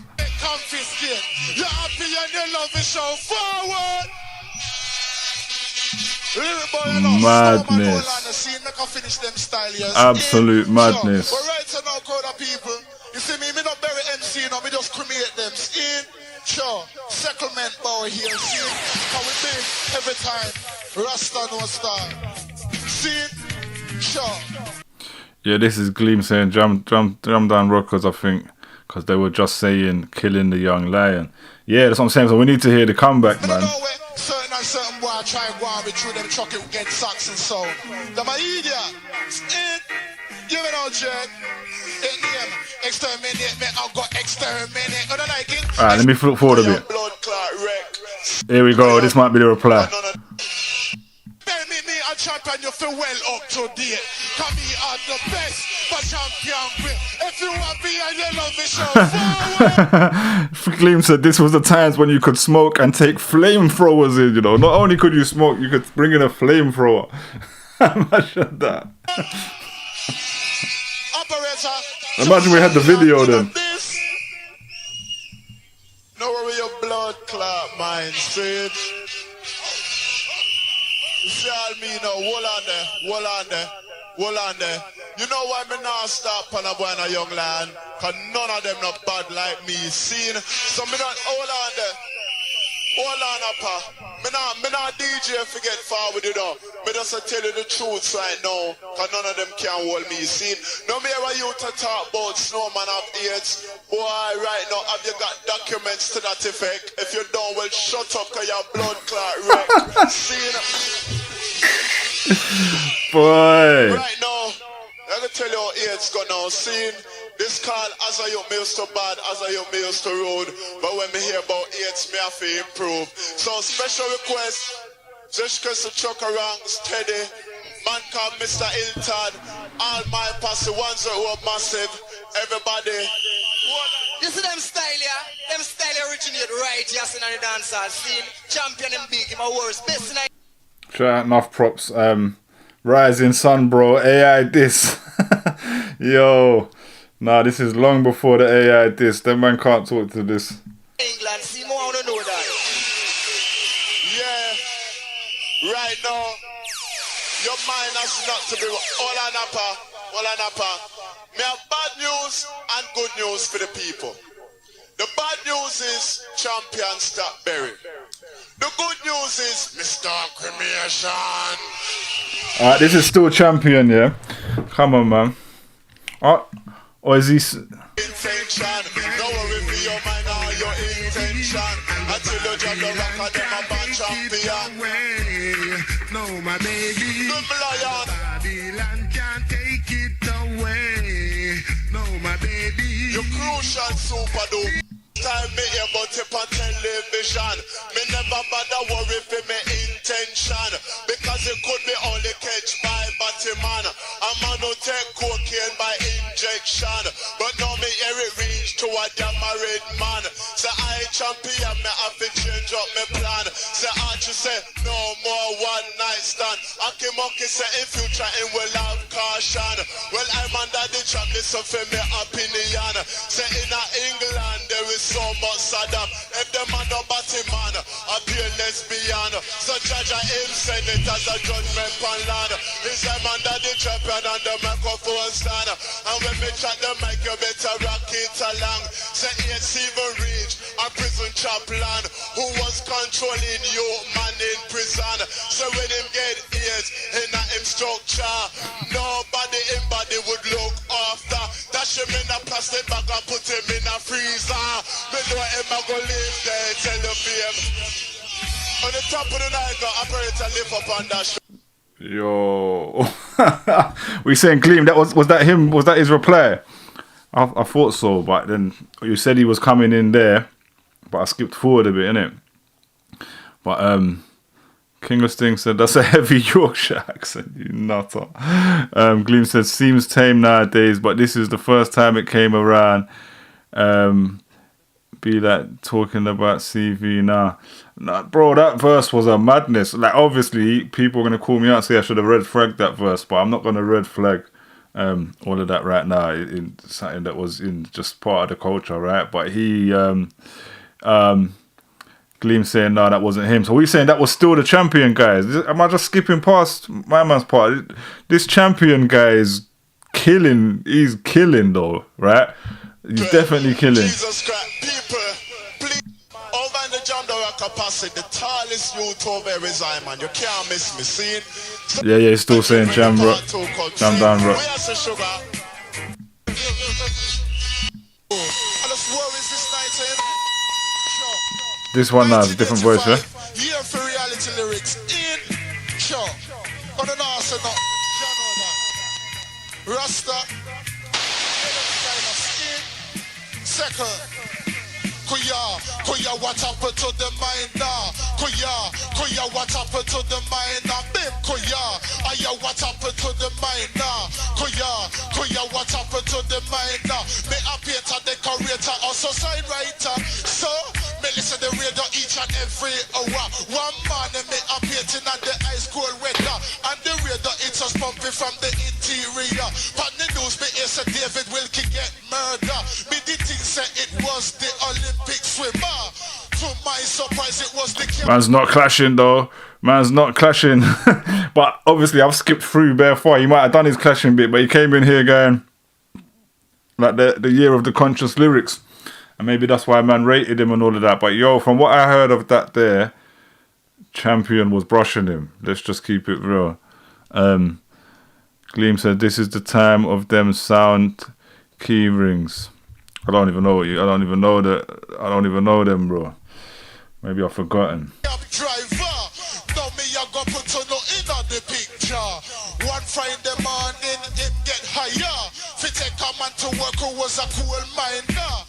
As him I drive the end draw nearer. But top of a bridge was too picketer. I wait for the car to drive under. They drop a block of concrete fi kill the miner. The concrete lit the windscreen, then it shatter. They kill the driver, not the man them aim for. They get shot. Gleam saying, reckon this is his opening. All right, let's pull forward a bit then and see if we get him going off. Yeah. He said, you know, the bomb and laser duff. Oh, that's what you're talking about on the keyring. Yeah. Lyrics are standards are under-saturated. Lyrics are standards are under-saturated. Them a style belong to me, can be taken by nobody. For them a style, you know I have originated. I haven't got a CIC or a master degree, so but the dance academy is where I started.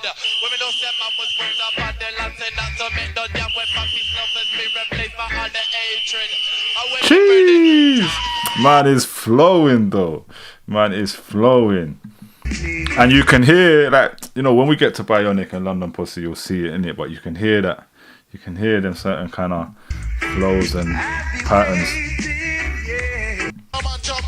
German, bout to you, man. German, the 85 brand new. We pay Translator George, Scotland is Andrew.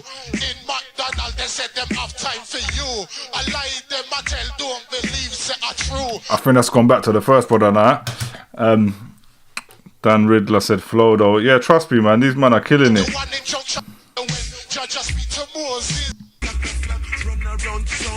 I'm gonna leave it there because I found what I found, innit? Gleam said whistle posse in the house too. Trust me, man. Like obviously, I'm glad we did that. And it's random. Obviously, we found it from looking at Bionic. Yeah, so that's taking us a bit separate from these names, right? Let's go with Tipper though. So what from Tipper Irie should I be playing? Like I know what to play from who else have I got to play now? I'll start forgetting the main people that I've all got planned. Someone said, oh yeah, Daddy Speedo. There's a bunch of names. Oh wait a minute, let's look at these.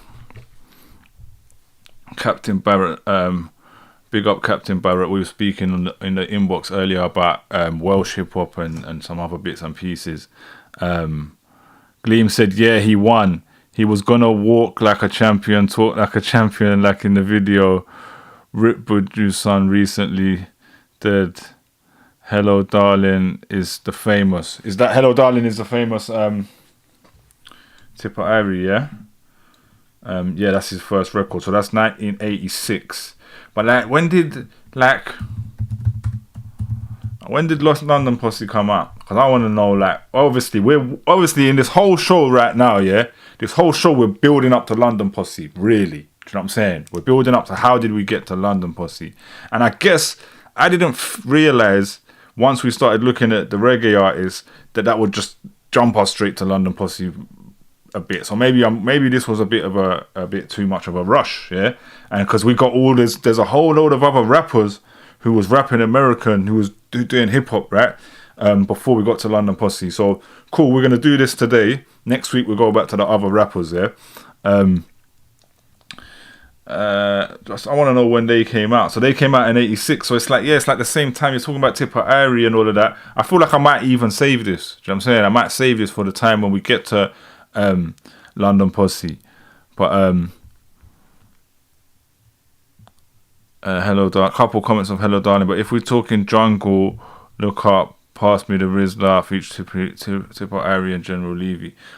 We are gonna save this for another day because the lineage of where it went to jungle is a whole. You know what I'm saying? That's what we're gonna do that on the as a side move. Do you know what I'm saying? That's going to happen eventually, but I think it's too early for us once we're going through this, where we're going through this lineage of user unknown said Daddy Freddy mentioned it. Let's look up Daddy Freddy. Why are you throwing names at me? I'm gonna look. I'll actually just search them. I know about Daddy Freddy, but what year are we talking? What year was Daddy Freddy? And look, this is gonna show new stuff. I tell you one thing though, yeah. See, General Levy, when we do the jungle part, there's a video on YouTube of an American guy reacting to General Levy rapping and doing them crazy jungle flows that come from what we were just listening to. And the American guy, it's a long cypher, so it's actually got like loads of grime rappers, Dizzy Rascals there, Lethal B, and then right at the end of the whole cypher, it's on one extra.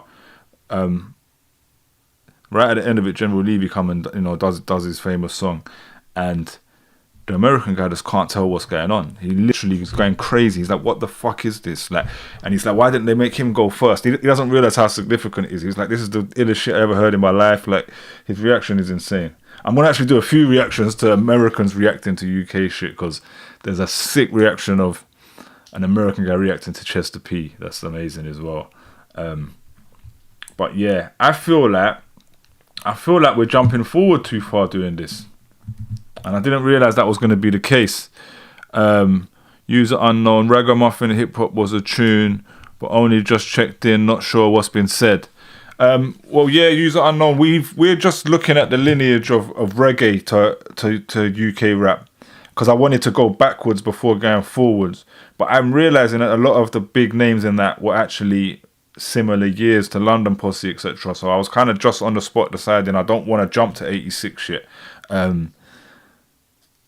Gleam said it's that crackhead guy Shaq, innit? Dan Riddler said UK veteran Shawnee T. Yeah, Shawnee T is always a veteran, but again, Shawnee T is later on. So let's look at Daddy Freddy again. I just want to look at the years of these people, of when they were out, because again, yeah, came to England in 87. So already that's later, right? It's a later thing for us to come to. And let's just oh yeah, Smiley Culture, of course. So what years was the big Smiley Culture records is what's important as well. Because again, people were saying he wasn't the earliest. So 84. Cockney translation is 84. Let's do that, because that's alright. We got up to 83 last episode, right? We got up to 83, and that's where we was at, right? And I'm gonna also pull up the and he had an album 86, singles 84, and Police Officer 84. We're gonna do both those records, man, because obviously we'll just do those two, and then any later ones we might do later on, different episodes, yeah. But what I also want to do is pull up the UK rap Wikipedia we was on last week, right? And let's actually look at, because the reason I started with this, because it was saying, British hip hop was originally influenced by the dub toasting introduced to the United Kingdom by Jamaican migrants in the 50s to 70s. That's what I'm looking for, yeah? That's what I'm looking for. And I think with the sound clash we just done was quite early. But I think a lot of this, the 50s and 70s, it's not documented, you know what I'm saying? Gleam said C Fashion has an interesting story. They had all of them on, run by a guy called Frenchie. C Fashion record label. Cool. But yeah, so obviously I know it comes from this reggae dub, yeah? But I'm realizing that the artists we talk about in that world also, their actual height of being like putting out music and charting some of them, seems like it was happening at the same time that rap records were coming out. And maybe they're more significant. Maybe these records done bigger. I'm sure they did bigger, because I know Smiley Culture's records, like and I don't know these other guys' records. You know what I'm saying? Just from growing up and whatever. So let me just make that Scottish guy. Scott was an actor and stand-up comedian who did that Glasgow rap. Right, so this is where we got up to last time, though. Yeah. Malcolm McLaren. User unknown said the two-tone label had a lot of that influence fused with other influences, specials, etc. Had spurts of rhyming. Yeah, but what are the years? I'll play the specials on here, all of that. You know what I'm saying? But maybe I said I wasn't going to do everything in order, but because we're only 2 episodes in, we're still... I want to go in order at least up to London Posse a little bit. Or that in that era, yeah? So... Alright. This is getting us to 84, right? After this is where we ended last time. We did Buffalo Girls at the end of the show pretty much. So over the next few years, more UK hip hop and electro music was released. Street Sounds Electro UK, 1984, which was produced by Greg Wilson and featured an early appearance from MC Kermit, who later went on to form the Wilson pronounced Ruthless Rap Assassins, the Rapologists, Kids Rap, Party Rap, Billy Boy, 1984, and Grandmaster Richie Rich's Don't Be Flash. Spin-offs, 1985. Releases were still few and far between, and the scene remained predominantly underground. So here, alright, that's the era, right? That's the era of 94 to 95, which is when Smiley Culture was out. So that actually is bringing us nicely to this. What one was it? This was first. Cockney Translation. Is there a video to this though? This might be the first music video we're playing. No, we played some music videos last time, but they were the pop songs. Alright, let's do it, man. User unknown said late 70s the best era. Is that when the two-tone label you're talking about was the late 70s?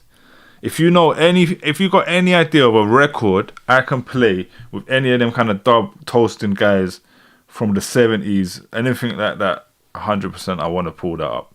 But I haven't found anything or known where to go yet for that. I'll go get a liquor translation. Pull up.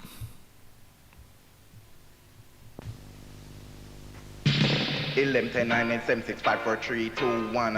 It's I, Smiley Culture with the mic in my hand. Me come to teach you right, Anna. Not the wrong in the Cockney translation.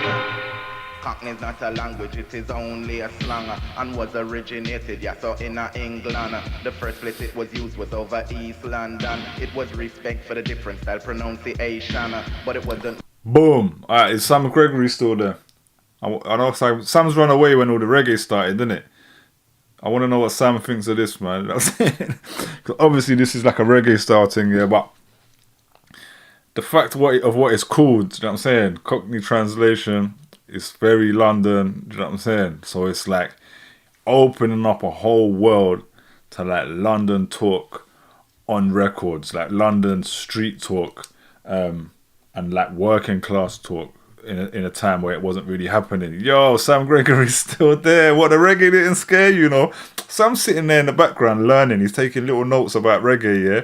He's writing down all the little reggae notes so that like in about 6 months' time, he can just make some reggae posts and act like that thing never happened before, you know what I'm saying? Really used by any and any man. It's strictly con man, also the villain. But you may pull up of lyrics and education. Right, you know you are gonna get a little translation. Cockney have names like Terry Arthur and Del Boy.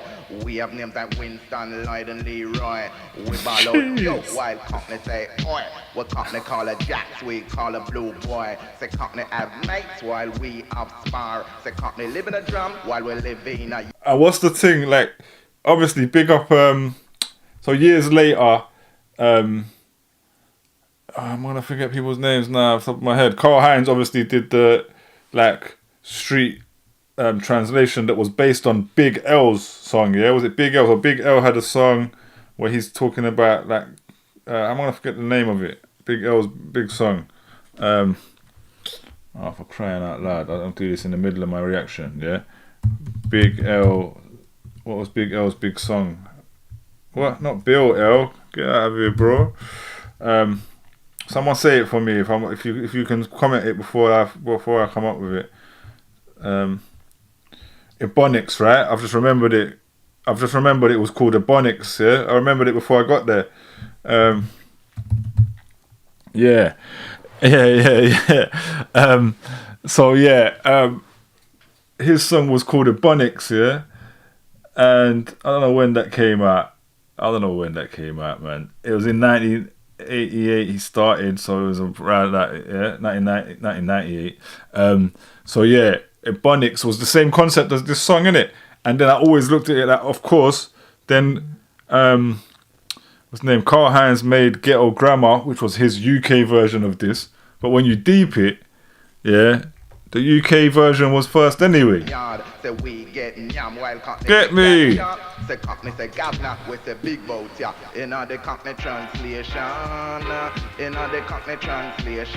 well, watch a man, the translation of Cockney to understand is easier. So long as you don't deaf and you listen me keenly, you should pick it up like a you to find some money. Go tell it to your friends, also your family. No matter if a English or a Yardie, cause you never know when they might buck up a Cockney. Remember one them and them don't easy. Them no fire slingshot and me say strictly double B. Them run protection rocket and control of CID. Say Cockney fire shoot, we bust one. Say Cockney say tea leaf, we just a sticks man. You know them have wedge wide. Sam Gregory said, I like this, to be honest. If you never heard this before, Sam, this is a classic, man. Do you know what I'm saying? This is like straight up and down. This is the baddest thing we've played, obviously, so far. Like, this is proper. Do you know what I'm saying? Dan Riddler, yes, Sam, get involved. Do you know what I'm saying? We're gonna forget that Sam said he don't like reggae. I mean, we're just gonna convert him slowly. Do you know what I'm saying? And then work it from there. While we have con, say Cockney say big first marathon, we just say one. Say Cockney say grass, we say old farmer man. When them talk about iron, them really mean bottom man. Rupkin and Chaparita, me say Cockney call. Yo, and I swear this was in the charts and all of that. You know what I'm saying? Man, saying them kind of bars there. Does it say? It don't say a chart. Oh yeah, it says reissue 85 came to number 71 in the charts, but even top 100 is but it actually came out in 84, but probably didn't chart. Police Officer, which we'll play next, came to number 12, so that bust him. The Police Officer song bust him, and why for that? And then he went back to they done a reissue of Cockney Translation, obviously. Yeah, this was massive at the time, man. Do you know what I'm saying? Someone said Big L Ebonics in the comments, but that's probably someone who's watching. I realise sometimes people are watching the live. If they refresh the page or pull back, they end up watching the live a bit behind time. User Unknown said this was great when it came out. It's ace. Yeah, man. It was, proper. Dirty Babylon. In the Cockney translation. Well, watch a man, slam bomb, jamana. Hear them, fashion, smiley, culture, origination. But first, let me tell you more about the Cockney who live comfortably and have them yacht by the sea. And when it comes to money, most of them are plenty. But when them spend it in the bookie. All on the dogs, all on the GGs are paying off for them bribes to the Sweeney. So them not gonna do no time to no armed robbery or catching anything that fell off the back of a lorry. Slam bam, jamana. Yo, man got British there, though, innit? He got that one line there, the accent change. The back of a lorry. Slam bam, jamana. Hear them fashion, me stronger, me longer, me at the mic stanner. More time in a dance, me chat, pan a sound, but sometimes me shake out and leave me hometown. And that's when me travel at East London, where I have to speak as a different man, so that the Cockney can understand. So black man and white man, hear them fashion. Cockney say scarpa, we scatter. Cockney say rabbit, we chatter. We say bleach, Cockney knock hard. Cockney say terrific, we say waka. Cockney say blouse, we say guys. Cockney say alright, we say heights. We say pants. Cockney say stride, sweet as a nut. Just live a vibe, sin. Oh, it's mad. That's so crazy, man. What actual fire that is, though, man. You know what I'm saying? R.I.P. Smiley Culture. So that came out in 94, yeah? That's a year after I was born. And I get loads of people talking nonsense about how I speak on here, my accent and that. And I done an episode about this concept of the MLE, or MEL, I can't remember, accent. And I was saying people don't really talk Cockney that much anymore. Do you know what I'm saying? Like, it's still there, but people don't talk that accent anymore. But I remember still being at an age where it was very prominent in London, and like there being this divide still in my school and stuff between people who spoke like this, and it's like them lot are sweet, these lot are safe. Do you know what I'm saying? And I was with the safe lot. Do you know what I'm saying? So it's like, it was funny, but that he's telling the story of how the Cockneys talk, like I guess the Cockney white guys, right, and how his people talk, and the difference. But he's not doing it maliciously. Like it's kind of done and bringing them together. Do you know what I'm saying? Yeah, someone said user unknown said you sound posh, to be honest, to me. And it's funny. I think that sometimes as well. Do you know what I'm saying? Because I got a big mishmash of all different ways of talking. You know what I'm saying? I'm kind of from a quite education background or whatever. Do you know what I'm saying? So when these people say, "Oh, you sound like ghetto," I'm kind of like I know it's in there to some people who don't speak or the way I do or where I'm from. I think, all right, cool, I get it, but I'm quite well spoken in other ways. Do you know what I'm saying? Like it's all a madness. User unknown said all the posh kids who went to private school spoke like this. Shut up, man.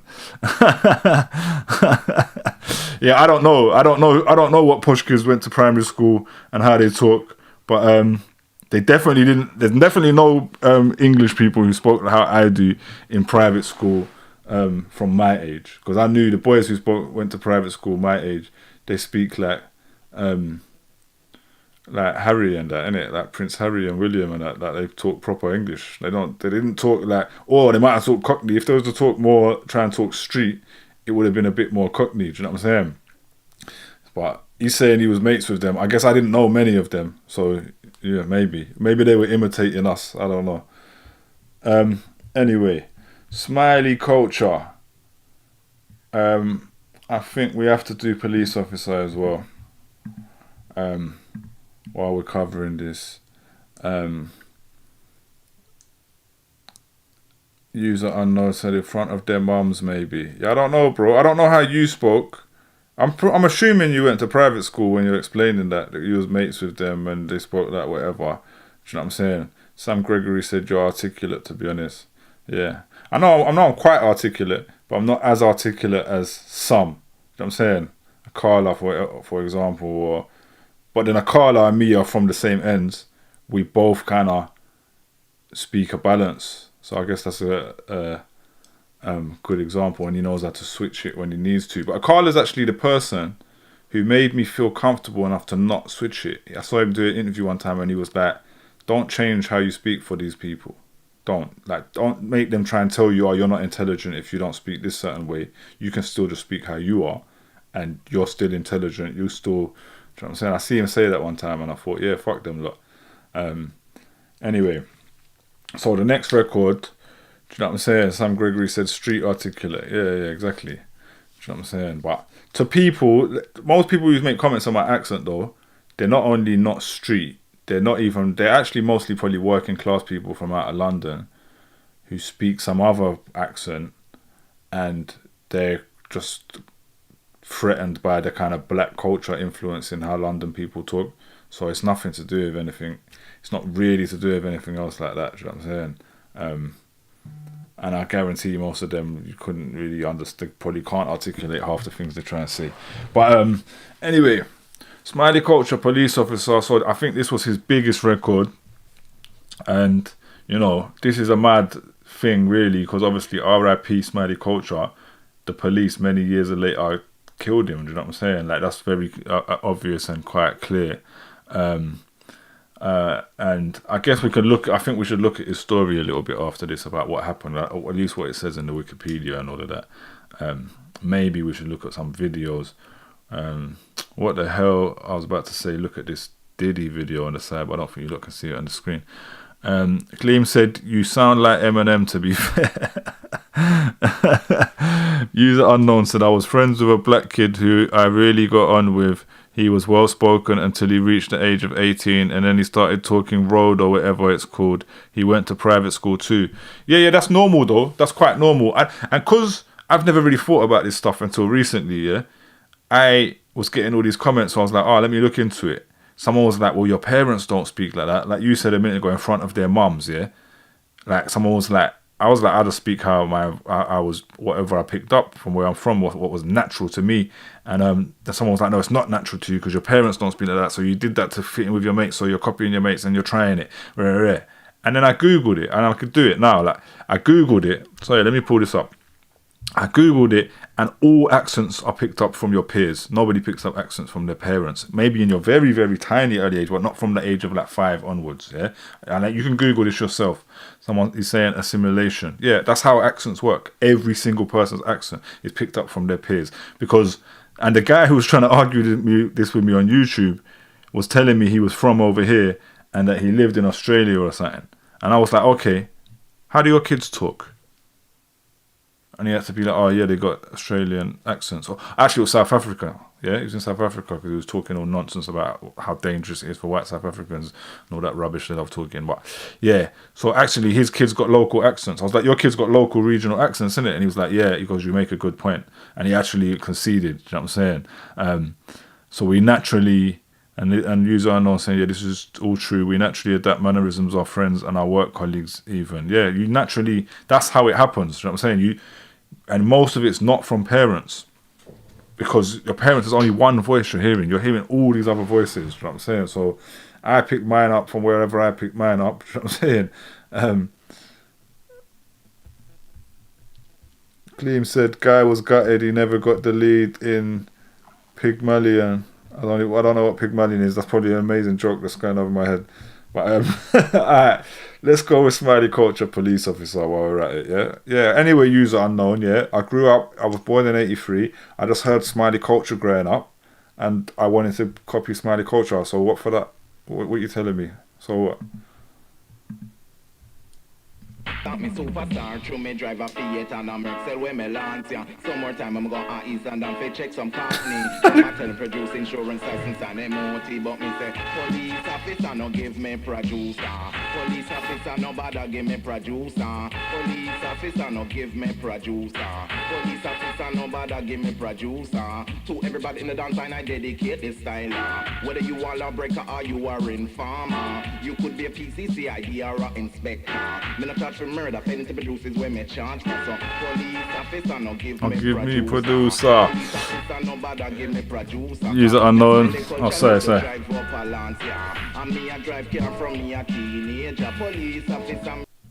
So my thing's freezing. User unknown said I'm agreeing. Yeah, no, I saw you was agreeing at the end there. And don't watch my tone or how, you know, I get these stupid comments all the time, so I'm reacting to all of them. I know you're kind of giving a bit more of a perspective of the conversation than those guys usually do. So Gleam said it's a play where the lead is someone who could tell you the town you live in just by hearing your accent. Oh, he's pissed that he couldn't. Yeah. I taught that the people I work with, language is infectious. Gleam again said, if you ever heard Eliza Doolittle, she isn't the Cockney he falls for. Is that say is or isn't? I've got some friends who are very close with Eliza Doolittle, and I can't really remember what they've said about that, but I'm sure I've got some comments like that about her before. Still, I know she went to I think she went to a private school and all that, but yeah, there's one other thing I wanted to touch on there, but I think it's just gone out of my head. Oh yeah, language is infectious. So I used to work with this producer, yeah. I worked with this producer. I'll shout him out anyway. Dom, his name was, right? I can't even remember his producer name. He produced on my first album. He lived in Brighton, and I'd already had my album finished, kind of, and I was working with all these different producers, like known UK hip hop producers at the time. But I had these 4 records that I wanted to make, and I was producing them myself. But I just needed someone to help me with them. So he helped me with these records. But anyway, he had an Australian accent, right?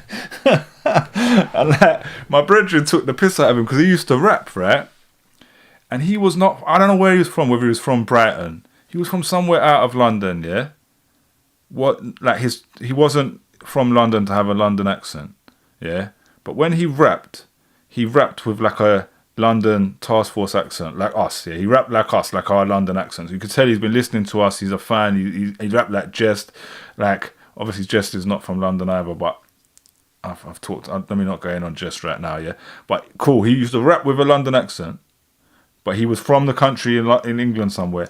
But he talked with an Australian accent, and I was like, "Yo, have you been to Australia before? Did you grow up in Australia, or you spent a lot of time there?" And he was like, "Nah, my mate moved to Australia. Yeah, his mate moved to Australia for 5 years, like his best mate growing up, and then moved back, and like they moved into a flat together or something. And he picked up he picked up a whole Australian accent just from his best mate, and he literally talked like that all the time. Like, it was the weirdest shit I ever seen in my life. But big him up though. Like, for whatever reason, it naturally happened to him. Innit? He didn't like plan it; it just happened from one person.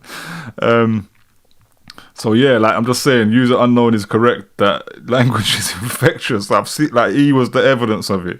And then he said, "I was talking in general. You're not the first white dude to be accused of trying to talk black. That was happening before I was born." Yeah, 100. Yeah, no, of course, I know that. I know that. Yeah, and I know like this when this music was out and all that. Obviously, I was very young, so that's before I grew up and picked up the way I even talk at that time. Yeah, that's when I was born. So. I think my experience in London was just a bit different. You know, like I said, of like the Cockneys and different groups of people. People weren't like really speaking like this so much yet, like white people. When I started, because of who I hung around with, I picked up different kind of ways of talking. But I didn't know those older white people who spoke like that before. For some reason, I just didn't know a lot of them in my area. It's only when I hit like 15, 16, that I met Skinny Man and like older white guys around my area. I knew a few, my boy Rust and that, like a couple people, but not many. But when I met Skinny Man, I realized, I was like, yo, these people are like they're like me. These are people like white guys like me, which I hadn't really come across before. Do you know what I'm saying? But you're right, like I wasn't aware of that. And I used to get that from back then, oh, you're talking black, acting black, all of that kind of stuff. But I hadn't seen it from other people a lot. Sam Gregory said, "I say, get it out loud, and I can't stop." Clean said, "She is a fictitious character from My Fair Lady. That's the musical version of Pygmalion. Sorry, spelled it wrong. Different in the States though. Try asking for tomato in Subway, and they look at you like you swore at them." And then don't put it on purpose. Sam Gregory said, "My cousin's husband is Scottish and taught English in India for a few years.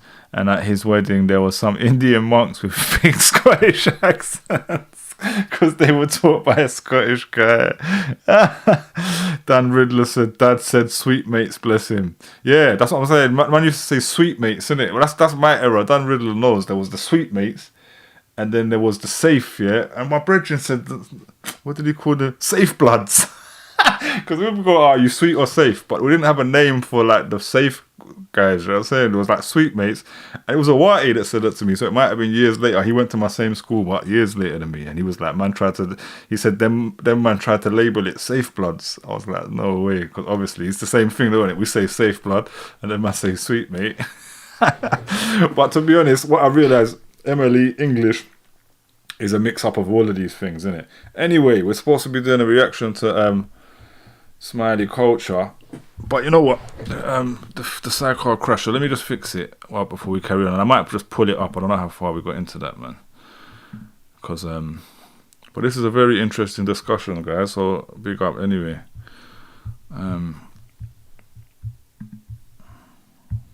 Get that back on the screen. Let me just fix up this part. Boom. Alright, where's it gone though?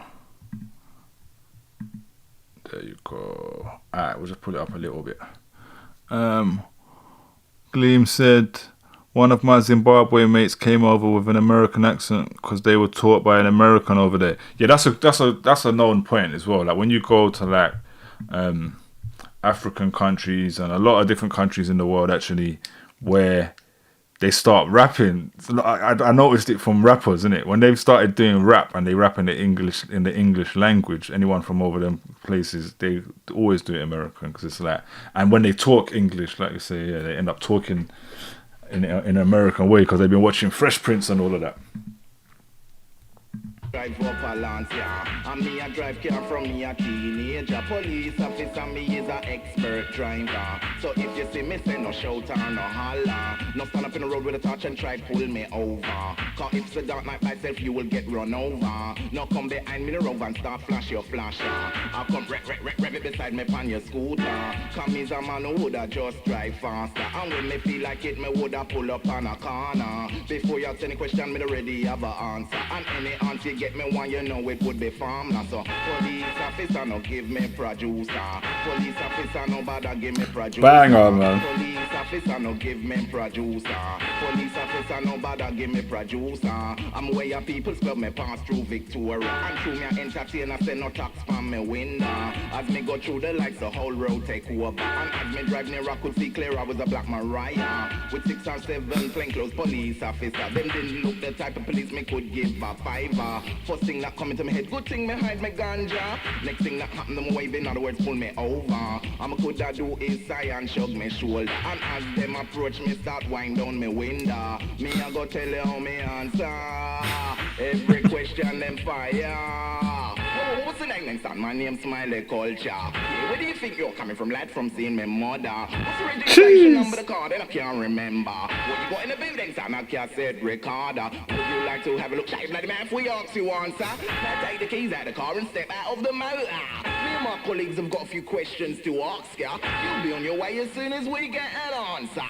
As me come out to the camera, I think of me, I wonder what police officer could want with Smiley Culture. With them touch, them a search the interior. But whatever them looking for, me hiding place superior. But the way them a search me hand to ask them what them a look for. But me try handle them cause them just handle me closer. Then one draw anchor put him on palm me shoulder and say, we ain't got no time, why we don't think you have neither. Just give us what we want, the rule Sensei mania. Me never hand draw out me ganja. As me do that, them start rub them on together. One say, should we put me in the van or in the back of the ride? And me say, you can't do that, come in name Smiley Culture. You wanted to do that? Record company translator. In the reggae chance number 1 words, it's number. Kids love it and so does my mother. Tell you what I'll do, a favour for a favour. Just sign your autograph on this piece of paper. Me cutting shot and me just draw out me Parker. And the producer me just sign Smiley Culture. Them never lie, them never bother. Arrest me or take me ganja. Yo, that was fire, man. Do you know what I'm saying? Like, I paused it there because I wanted to say something, but then I realised it's towards the end. So, like, he's killing it again on this record where he goes into the Cockney kind of language, yeah? But he's using that, like, for the police, yeah? I guess he's just trying to do, like, a white man talk or whatever. And he's flowing back and forth with that voice to that voice. You know what I'm saying? It's, like, so British, you know what I'm saying? And then this whole thing is a story, you know what I'm saying? It's like, this is story rap, you know what I'm saying? Which is cold. But yeah, man, big up Smiley Culture, R.I.P. User unknown said, I'm sure I remember him appearing on kids' telly shows. He was more than this song for a bit. Gleam said, sad that they done him in. User unknown said, I think Mystical Youth sent mans after him so they could take over. Lenny Henry was also involved, or so I heard. Gleam said, no one knows what a Parker is anymore. What do you mean, a Parker pen or a Parker jacket? User unknown said, or a Harrington. I don't think I know a Harrington, you know. You know, before my time, man. Or a bloody Y cardigan too. Yeah, I don't know about a Y cardigan, bro. Why for that? But let's just look at Smiley Culture a bit more. I'm not going to go into more of his music, but just his life. I know there's a section about his death here, right? But like, this is what's going to be written on Wikipedia, which, like, fuck Wikipedia, obviously it's going to be lies, isn't it? 15th of March 2011, Emmanuel died from self-inflicted stab wound while the police were searching his house in Hilbury Road. So yeah, this is what they said. For anyone who doesn't know this, who's just watching this. Oh yeah, he said he signed his autograph with a Parker. Yeah, of course. User unknown, man, the 80s were great. Pepe jeans for all. I do remember Pepe jeans. I even got a pair, you know. Like, I've got a pair. Anyway. Oh, am I bugging? No, I'm not. I'm actually bugging. I'm thinking of something else. But his death was investigated by the Independent Police Complaint Commission in their final report, which at the request of the coroner was neither made public nor made available to Emmanuel's family. The ICP concluded there was no evidence justifying the pressing of criminal charges against any of the 4 police officers present.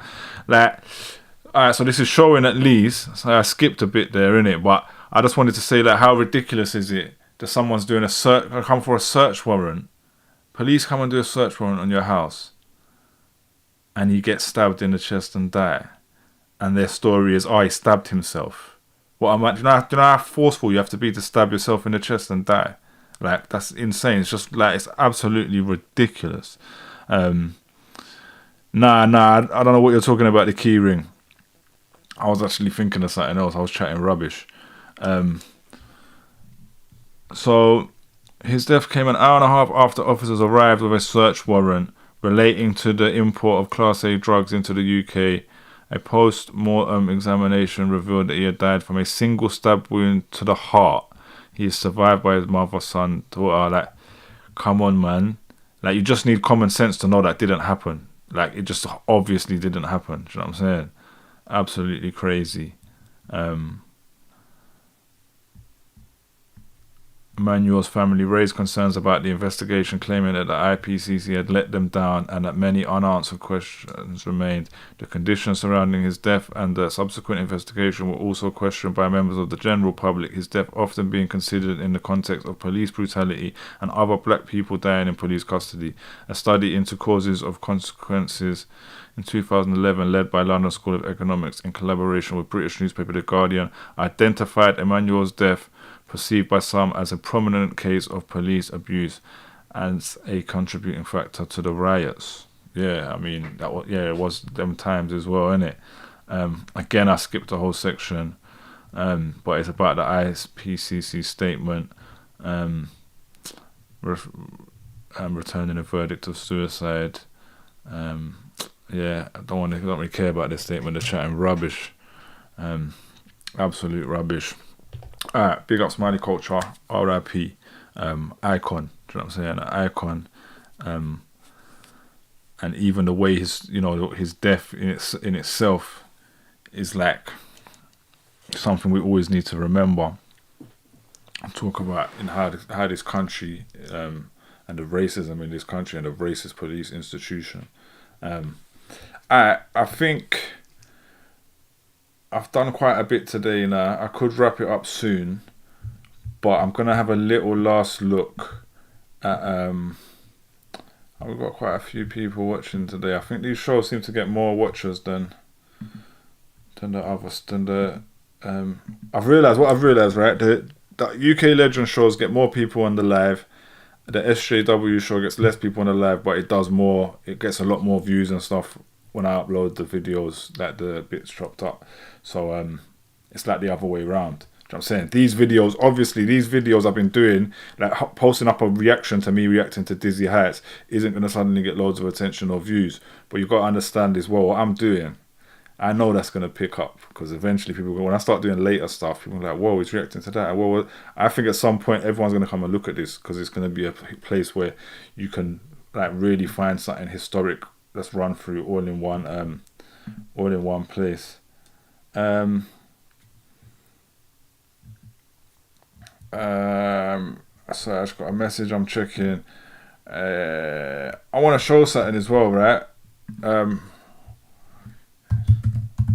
Called the UK rap map. I did show this last week, but just because I got shown it by the guest I'm gonna have next week, they sent me the link to them on it, right?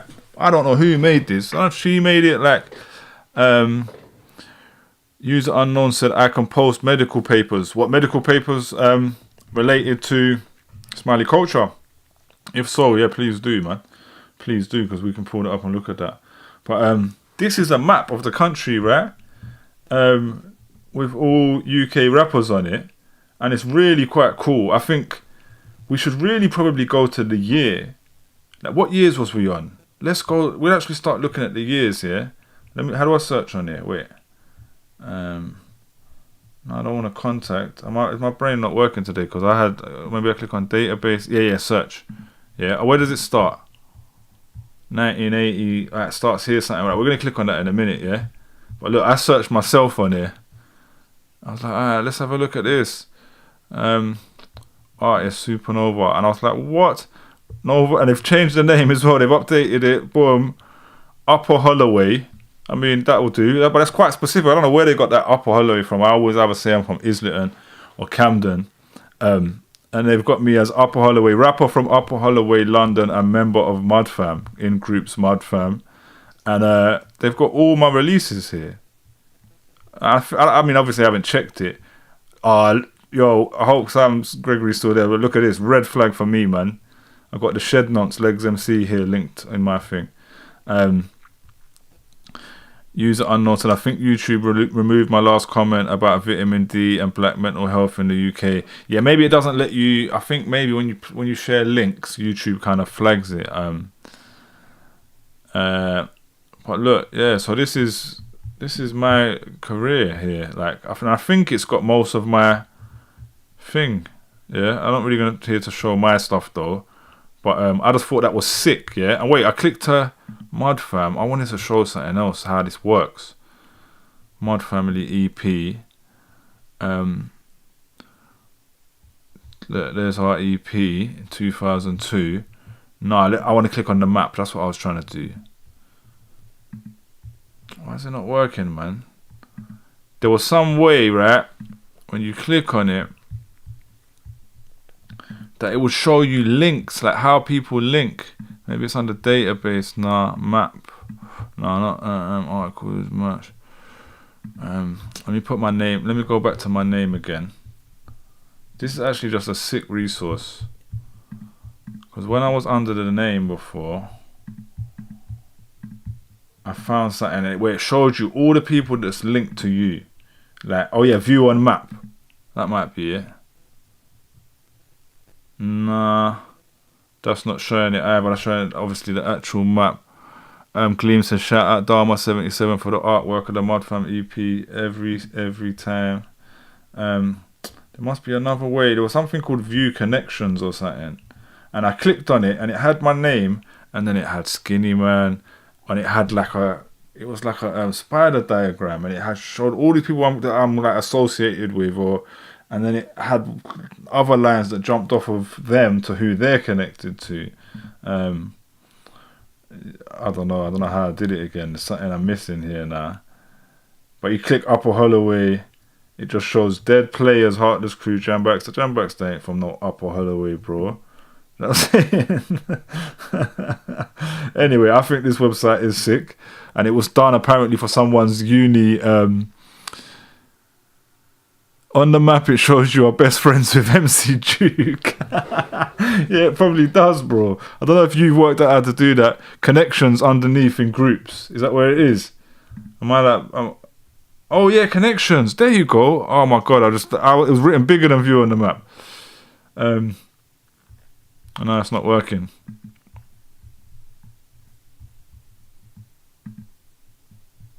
That's Heartless Crew's connections. Anyway, let's go back to mine. Yeah, boom. And I was looking at this and I was like, that is quite cool. Because I don't know. Look, I can just move this around. That's quite cool. So I'm looking at, I'm like, Styler. I guess I'm Legs MC, for crying out loud. Obviously, these are all rappers I've done songs with, innit? There's probably like on Spotify and stuff like that. English, Frank, Manny, Moscow. This is random. Kingpin. Yeah, these are all rappers I've done songs with. That's what it is. So then I clicked on Skinny Man and it goes see more connections, and then it opens more connections there, and it's gonna show songs Rising Sun, who he's done songs with, right? Let's click on Rising Sun since he was the artist, and that, where's Rising Sun gonna take us? Oh, it's getting too mad. I've lost Rising Sun now. Where's Rising Sun gone off the screen? Anyway, Skinny Man's linked to Bruiser, Mud Fam. Who's Mud Fam connect to? Like, yeah, man. Anyway, it doesn't seem to let you do two at a time. Right? I can only have those two open. But yeah, Sam Gregory said Legs MC being on your connections thing is kind of my fault. No, it's not, bro. Don't you remember that me and Legs MC have got a song together? That Legs MC got me to do a feature many years ago when I was a friendly young rapper. I think he might have paid me, but because he's pissed me off so much, I've been meaning to contact Spotify and all of that and get it taken down. But I have to actually work out who the distributor is. And I did it through Bandcamp. I tried to do it through Bandcamp, and I had to send so much personal. I had to give my name and address. And when you do a copyright claim and you give your name and address, they then give it to the person that you're doing it against. Yeah. So I didn't want to give him my name and address like that. You know what I'm saying, but then at the same time, what's Legs MC going to do with my name and address? What do I care? Do you know what I mean? Maybe I'll do it. But yeah, we'll see. But now that it's on here, I very much feel like I need to do it. Do you know what I'm saying? Because if we click on Legs MC, let's just get back out of this. Like, how many links does he even have? Like, I'm going to be one of his main links. Like, his connections. Oh, look, there's hardly any of them. These lot thinking I'm his mate. You know what I'm saying? Like, I'm his boy. And look, Wordsmith ain't even there. It was Wordsmith that got me to do the song. He's on the song as well. Crying out loud, man. Gleam said, do it from Flips. What, from Flips' address? I can't do that at the moment. Anymore. Sam Gregory said it costs 10 planks of wood for an MC leg from a Legs MC verse. Bro, it costs like a stress to your mental health for a Legs MC verse. Alright. There was a few comments I didn't respond to. Gleam said I performed with MCD and Million Dan. Yeah, MCD and Million Dan were very close. Like I'm sure they're still very close, but there was a time I remember them rolling together a lot. And User Unknown said if P Diddy is on there, I'm leaving the chat. P Diddy might be on there still. He's got connections to UK rap, right? Gigs and Skepta and that. And there was a couple other comments I meant to respond to that are not quite far back. I can't see them anymore. But oh well. I think I should just do a couple more things. I should just check if there's anything more that I've missed on like who is the first UK rapper, or like who is the first real UK rapper. And I think today, I know a lot of you missed it, but I think I did a reaction to a song I already reacted to last week of Nutriment, London Bridge is Falling Down. And last week I kind of said I didn't really like it. But this week I've got the lyrics up and I listened to it properly and saw what it was about and the significance, and I kind of had a newer respect for it. And I think maybe it is the first real significant hip-hop song, more than until I saw Dizzy Heights in that video earlier on, actually. Gleam said, see people, no connection to M, and no one has seen them in the same room at the same time, think we got him. Do you know what, yeah? I want to find that guy, Super Risk, yeah? What did Rising Sun call him? The guy who did the AI Kano song. He called him Minimal Risk. I want to find that guy and see if he can do an Eminem verse for me so that I can do a song with Eminem. I wasn't supposed to tell you what it was going to be AI. Obviously, that's going to prove that we're not the same person. Forget I said all of that. Where's the beep, Men in Black, Flash? Alright, actually, I was sent something. Big up, All City Steve. Yeah. All City Steve sent me some stuff. He sent me a 2-hour interview with someone. Wait a second. He sent me something called, from 1978, called Toasting by Street Band, early rap. But I don't know if is this like, I don't know if this is English or whatever though, or if this is like just early rap in general. It's not letting me. Oh yeah, it is.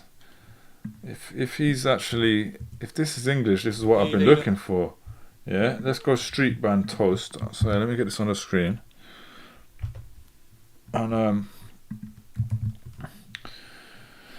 Let's see what this is about. Who sang Toast in street band? Singapore Young. On their debut album London in 1978. Gleam said, my year of birth. We might have found it. I've been looking for a 70s kind of toasting song. The song was originally released as a B-side to Street Band's first single, Hold On, which is the same title as a Foreign Beggar song, right? Spoke to Pavan today, by the way. Flip Live podcast is coming back. Pavan is going to be the first guest on the return. Helped by the airplay, the song became successful, peaked at number 18 on the UK singles chart in November. Yes. Alright, let's give this a go. But this is looking like some white people doing toasting, right? So yeah, I'm wondering what the angle, is this another like case of a band that was doing a different type of music who are just, in the case on the other ones they were giving rapping a go, and on this they're just giving toasting a go, or I don't know. Evening all. I'd like to tell you a story about when I was a very young boy. I must have been 3 or 4 months old at the time, and I didn't know what I wanted. But if I did, I wouldn't have been able to tell anybody because all I could do was gurgle. So I sat there in my high chair, thinking one day, looking at my tray, and thinking what I'd give for a meal on there. So I started looking around the kitchen to see what I could have. I was rubbing my eggy soldier in my head, trying to think. And then I looked over in the corner, and there's a yellow and white bread bin with its mouth open, just staring at me like I saw bread in there. I thought, I'll have toast. A little piece of toast. This is actually a song about toast. I thought this song was going to be about toasting. What did maybe it is. Maybe they're making a connection. Because All City Steve said this track called Toasting. But maybe he just that's a typo, or I mean, you wrote that by accident because the song is just called Toast. But he said early rap. Let's see. Gleam said, think he tries rapping. User Unknown said, Cool for Cats by Squeeze, bars, my request. Alright, but User Unknown, let me know the year of that. Yeah, because we're not going past 1984 today. Yeah. Sam Gregory said, is it a song about toasting?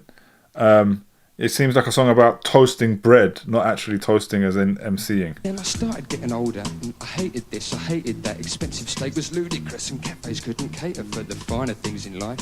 The upper crust was not for me. I could tell that.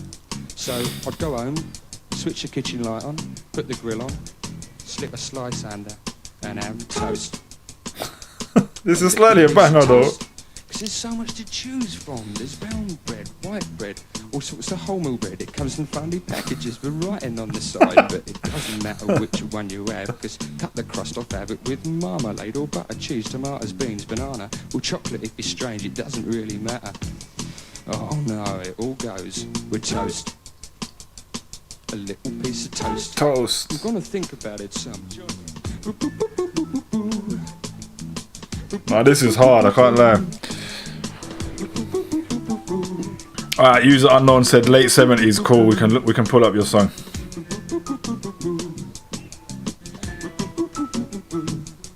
That's toast.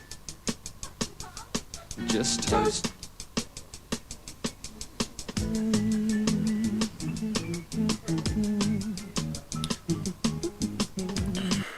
User Unknown said, at the time, this was poor man's Ian Jury. They were posh kids. It's a rip-off. But this is saying it's 78 though. And the Ian Jury rapping, like when he started rapping, what we was shown last week was 79. So, I mean, I don't know if they were both doing it outside of records before then. But yeah, you can tell these men are like, yeah, it's the posh kids version. But it's still hard though, I can't lie, it's hard. And the drums are cold. The drums on this are cold. Like the whole that kind of bounce to it. It's almost trap, man.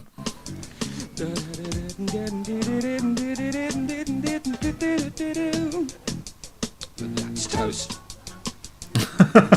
Gleam said, just think this made it to the chart too. That means tens of thousands of people brought this. Just toast. So then Friday was me day off. I went down the supermarket with me basket in me hand. I'm walking from one counter to another, trying to find a bread store, but I can't find it anywhere. And then I bumped into a mother with a baby in a basket, and she says, "Oh look, I come down here for a little bit of peace and quiet, get some bread to go home making toast." Just toast. I like toast. And I says, yeah, but I don't know if I like toast. Ah, let's Okay, burn. scrape that toast, boys.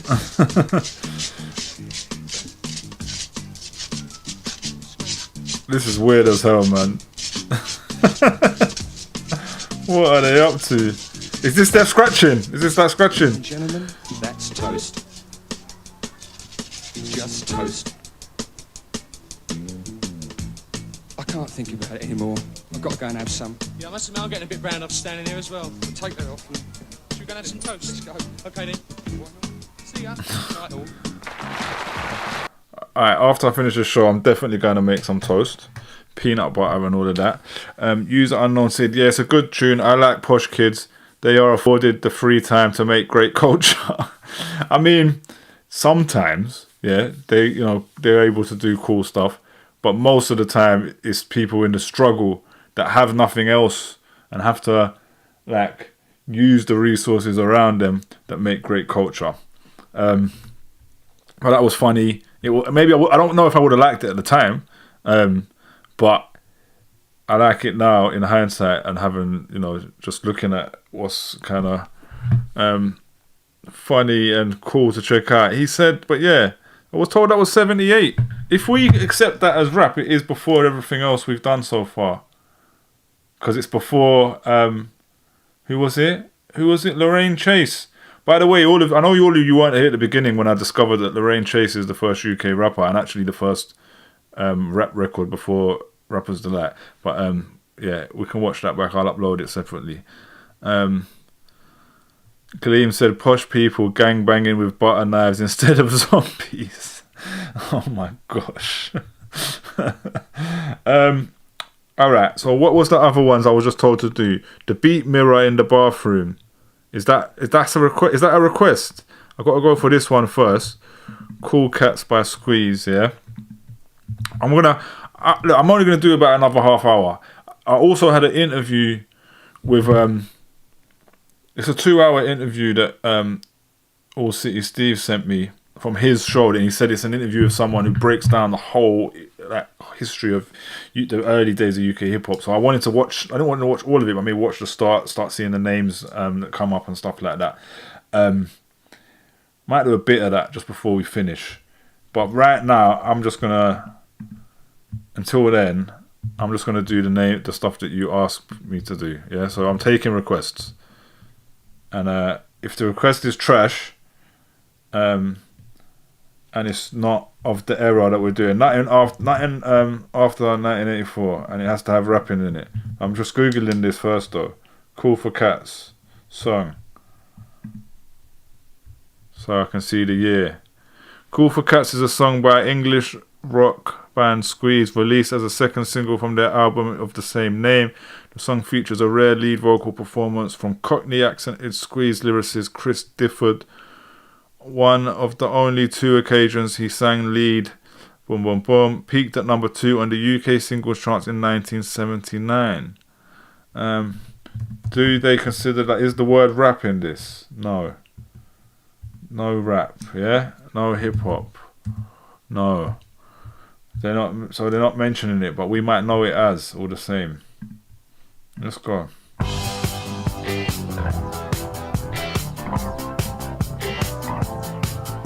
The Indians send signals from the rocks above the pass. The cowboys take position in...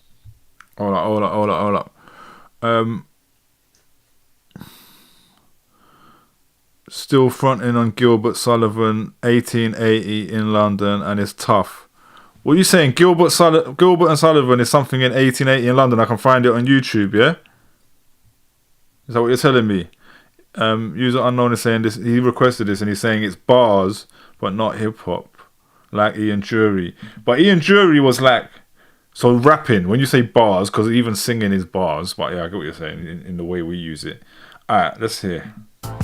The Indians send signals from the rocks above the pass. The cowboys take position in the bushes and the grass. The squaw is with the corporal, she is tied against a tree. She doesn't mind the language, it's the beating she don't need. She lets loose all the horses when the corporal is asleep. And he wakes to find the fire's dead and arrows in his axe. And Davy Crockett rides around and says it's cool for cats, it's cool for cats.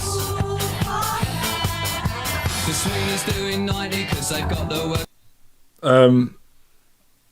It's bars at least, not hip hop. Like, no, it's poetry. I don't know what I call this, because like it sounds like Blur, innit? It sounds like what came later in Britpop, right?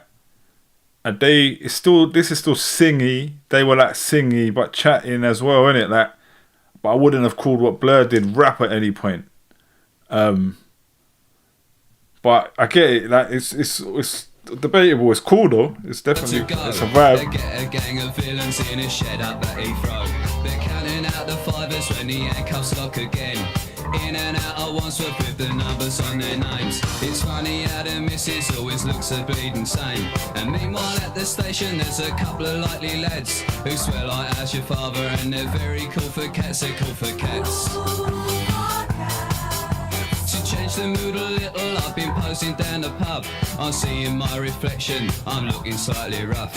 I fancy this, I fancy that, I wanna be so flash. I'll give a little muscle and I'll spend a little cash. But all I get is bitter and a nasty little rash. And by the time I'm sober, I've forgotten what I've had. And everybody tells me that it's cool to be a cat, cool for cats. Yeah, he's got bars, man. He's got bars. He's got bars for sure. He said it's not singing, it's verbals. Yeah, I mean, it's not quite singing, but it's got a melody there slightly, I feel like. Or is it just tones I'm thinking of? Like, verbals on a jungle beat. Yes, I don't know what you mean by jungle. I don't think it's a jungle beat.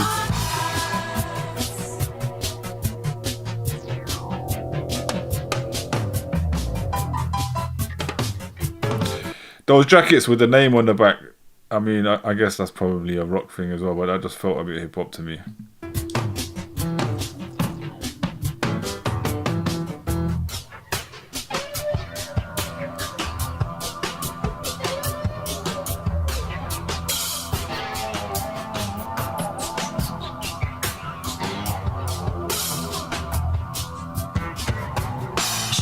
The disco when I think I've got a pull.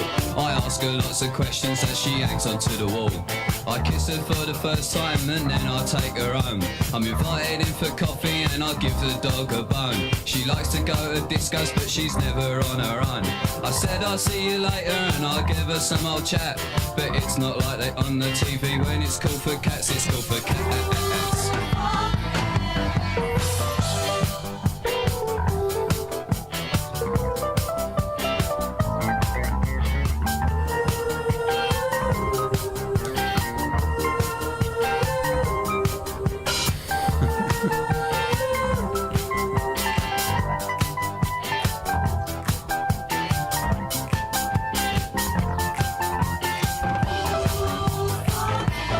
Yeah.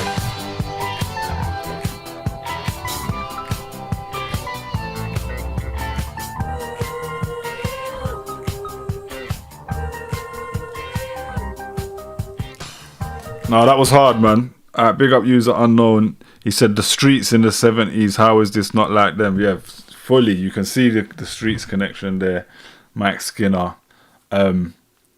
And you know, like, but then people argued Mike Skinner wasn't hip hop. Do you know what I'm saying? Like, but I classed him as part of it. Do you know what I'm saying? User unknown said hip hop right there. You know, I'm with you. You know what I'm saying? I think some people would argue nah, but I'm with you. Gleam said that's been used on loads of ads. Chris Hayes said tunes. Yeah, I think we've covered a lot today. You know, we've covered a lot of different sounds. I'm finding this show really fun. What else did you say though?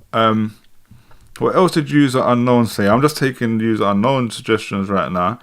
And he also said, this is the melting pot. Yeah. And, you know, hip hop is a melting pot, so that's all good. Do you know what I'm saying? For us to look at all that. But he said something last week and this week. Oh yeah, 1880. Gilbert and Sullivan. Is this like a performance? Like, what am I looking for here? What is this? I'm searching this in YouTube. I'm just copying and pasting what you wrote there. Take out the bits in between. What are you talking about, bro? Is this going to bring something up? The founders of British comic opera. What should I click on, bro? Hey, there's no 1880, man. They come up. What the hell have I just done there?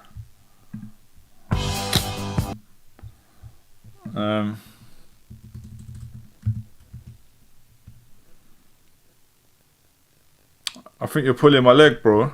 You're pulling my leg. Modern Major General is the song. Modern Major General. Yeah, Gilbert and Sullivan, Modern Major General. Is that what you're telling me? Yeah, there you go. But let's Google this again. I am the very model of a modern Major General. Is it any of these? Look, user unknown's getting annoyed with me. You wrote Modern Major General like 4 times. But what is this it though? Tell me what I'm looking at on the screen.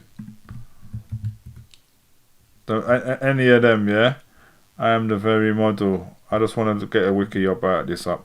I am the very model of a modern Major General, often referred to as blah blah blah, is a patter song from Gilbert and Sullivan's 1878 comic opera Pirates of the Penzance.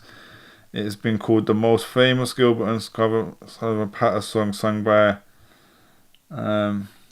So what is patter? I've heard of this before as well. Does this have the word rap in it anywhere? Stephen Colbert opined that some verses of favourite song by rap artist Chance the Rapper. So that's something to do with something that happened later. Yes, YouTube, mate, it's dope. Alright, we're gonna get to it. We're gonna pull it up. We're gonna play it because you told me this last week and I said you were having a laugh. Yeah, about 1800s. But what is patter song mean? What's that? The patter song is characterized by a moderately fast tempo with a rapid succession of rhythmic patterns in which each syllable of text corresponds to one note. Staple in comic opera. The lyric of a patter song generally features tongue-twisting rhyming text with alliterative words and other consonant or vowel sounds that are intended to be entertaining to listen to at a rapid speed. So you're saying this is like... You're saying this is better than rap. It's important. Are you telling me this is like the start of rap? This is before rap. This is rap before rap. Yeah? That's what you're trying to tell me. What one do I click? Just any of them. They're all the same, yeah? It's different. That looks like a modern version of it. So let's click the old one.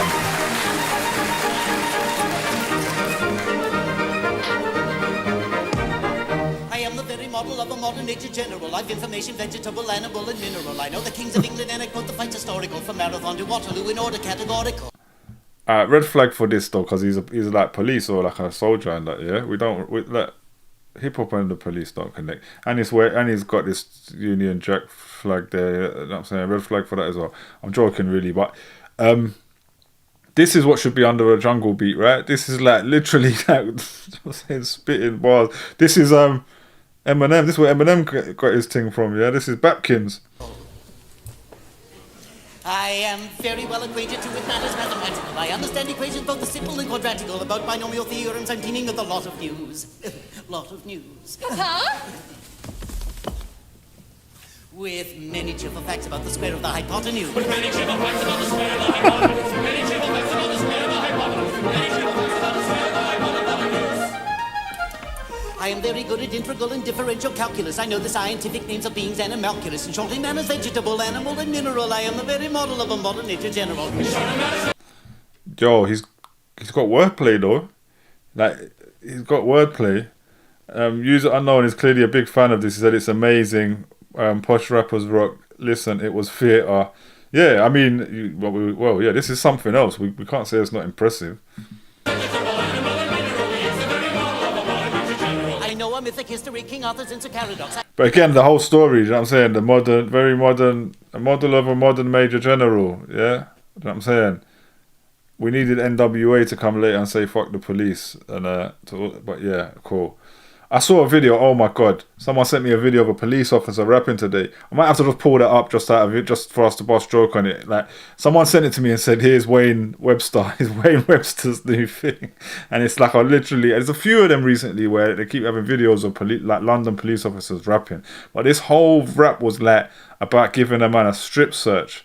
Talking about now you're not getting released until you've got two clear poos and all of that. I was like, oh my God, why for that? They made comedies, they mocked authority. User Unknown said, okay, yeah, I guess so, but he's playing the character of the authority in it, but you're right, it's mocking the authority, right? Yeah, good point. User Unknown said 1880, but I actually just read it was 1879. Yeah, 1879, I think. Around then, innit? So like 100 years before the other stuff that we're talking about, yeah?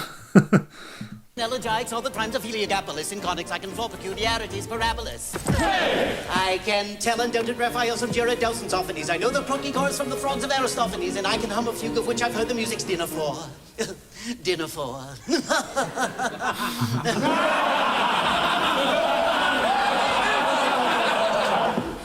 And whistle all the airs from that infernal nonsense pinafore.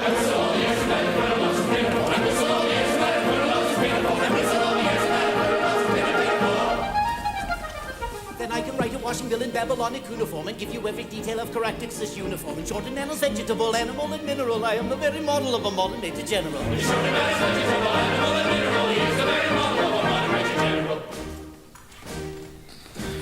Yeah, so User Unknown saying this was the people mocking the leaders, the major, like the character of the major is dumb, like he's being portrayed as dumb. Even when he took off the hat and he was bald and his hair looked funny, it was like a mockery, innit? User Unknown said the Simpsons used HMS Pinafore skills.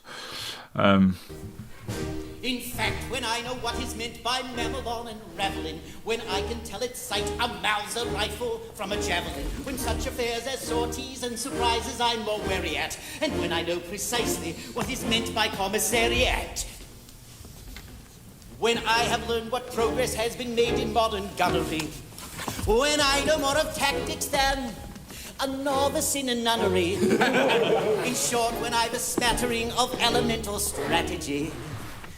Strategy. Strategy, strategy, strategy, strategy. You'll say a better major general is never strategy. You'll say a better major general is never strategy. You'll say a better major general is never strategy. You'll say a better major general is never strategy. He needs to allow the twerking though. Has only been brought down to the beginning of the century, but still in man is vegetable, animal, and mineral. I am the very model of a modern major general. Still in man is vegetable, animal, and mineral. He is the very model of a modern major general.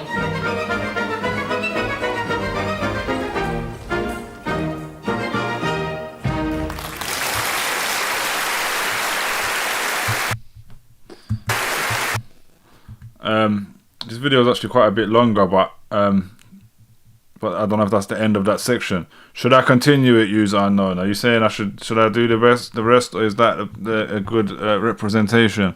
Gleam said that's Terry Thomas, innit? I don't know. I don't remember. I did see the name, but it's gone now. One sec, I need to fix the sidecar anyway.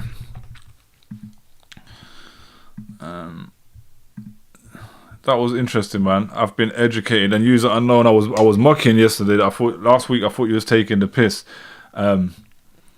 And yeah, we've definitely been educated with something that's like a type of rapping in the UK 100 years before all the other examples that we've looked at, which is crazy. Chris Hayes said, great job performing that. Yeah, I'm sure, yeah, it must have been iconic at the time, innit? Like, and very like groundbreaking and something new to kind of see, right? But yeah, definitely not hip hop culture. But I get your points in that it's mocking authority, which is relevant to hip hop culture. He said that's cool. I do take the piss as well. Yeah. I know. Well, we got to be able to take the piss out of each other around here. I do think that's important. So no, it's 1983, bro. But how far do you want to go back though? Could say any poetry is rap. Yeah, I was having that conversation with my mum today, so we were talking about old British poets and that, and I was like, no, that's the year that I just read, Gleam. Correct me if I'm wrong, but let me just get it back up. And yeah, actually, that might be insane to even be like a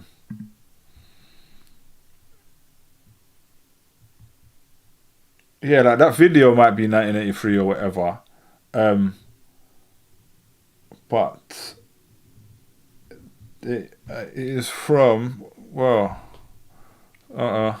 fix the screen.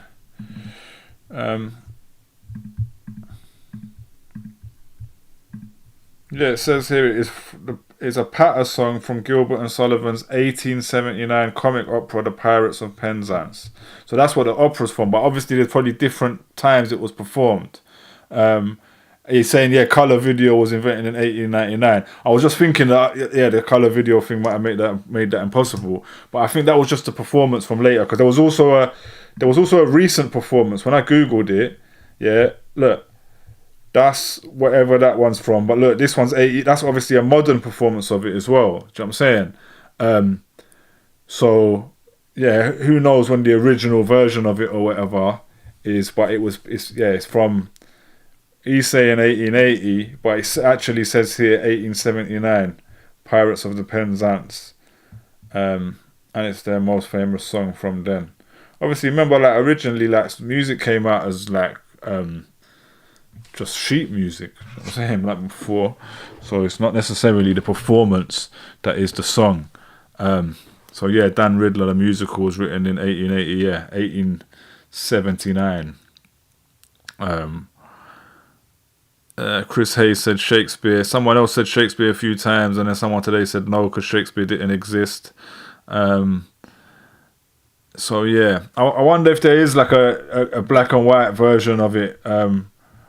Probably, like, here's a black and white picture with it, with just, maybe that's just the audio version.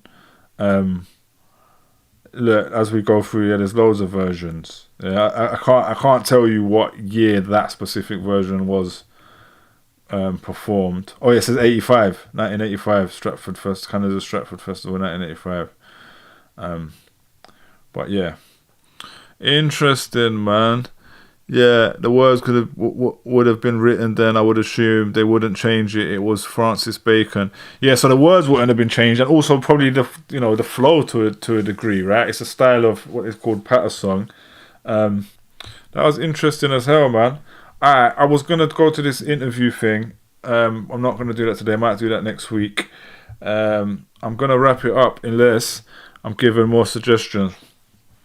Unless I'm giving more suggestions, because we're approaching 3 hours. Chris Hayes said, have you watched Akala's talk on hip hop and Shakespeare? Yeah, I mean, I've watched a number of talks of Akala of hip hop and Shakespeare, but not for a long time. But obviously, he had the organization called the Hip Hop, I don't know, it was Shakespeare Hip Hop something. But I remember he used to like do talks where he would read out lyrics and get the audience to guess whether it was from Shakespeare or whether it was from rap, to kind of expose the, like the criticism and like negative attitudes towards rap. And he'd say like a Nas lyric and everyone would go Shakespeare, and it turns out it was Nas. Like, that shit's cold.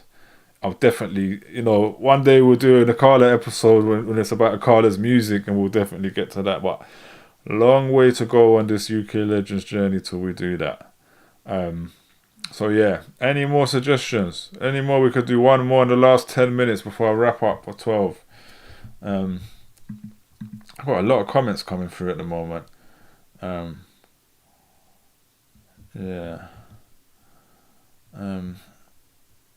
Oh, this is good. One of my Amber Heard video is taking off. Yes. That's what I wanted to happen. I've been meaning to do Amber Heard content on this channel for a long time. Two-tone ska is a link from reggae to the UK accent as like a genre, yeah. But what's that? So what era are we talking? I guess it's. So you're saying yes, a link to reggae to a UK accent, yeah, and that happened before. I think that kind of relates to the rock rap stuff, that we and the pop rap stuff we've been playing, because it's like my first thing I noticed, even with the parody songs, was like, oh, these guys are rapping British. Like we always credit Rodney P and that with making people start rapping British after the wave of American rapping here, but people were already doing British accents before that. Do you know what I'm saying? Yeah, on ska and on version like forms of hip hop. Do you know what? The sidecar has crashed again. I think that's a sign that I should call it a night, because I keep repeating it, resetting it.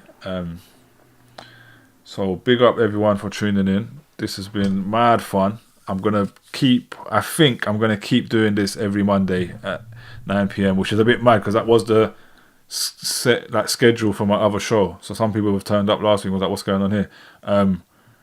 I'm just gonna do it at that time. I'm not decided what I'm gonna find a day that I'm gonna do the other show, or I may just do the other show at random when I can. But I need to do some episodes of the other show, to be honest, because it is one thing that like really keeps my channel going with a lot of interaction.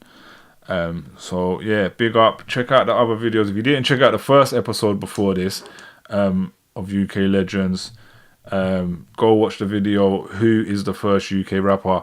I did a 4.5 hour show that day, but it wasn't all about these questions. So I did a 1 hour and a half, maybe 1.5 hours video just of that, and that's been getting a lot of love and a lot of comments. Please do leave comments on these videos. Like I'm putting up videos that are like question form, so answer them in the comments and that as well, because I'll often, like today, I've gone back to those comments and pulled it up to respond to stuff here. Do you know what I'm saying? But alright, man, big love, big respect, man, and we'll be back next week, Monday, 9 PM.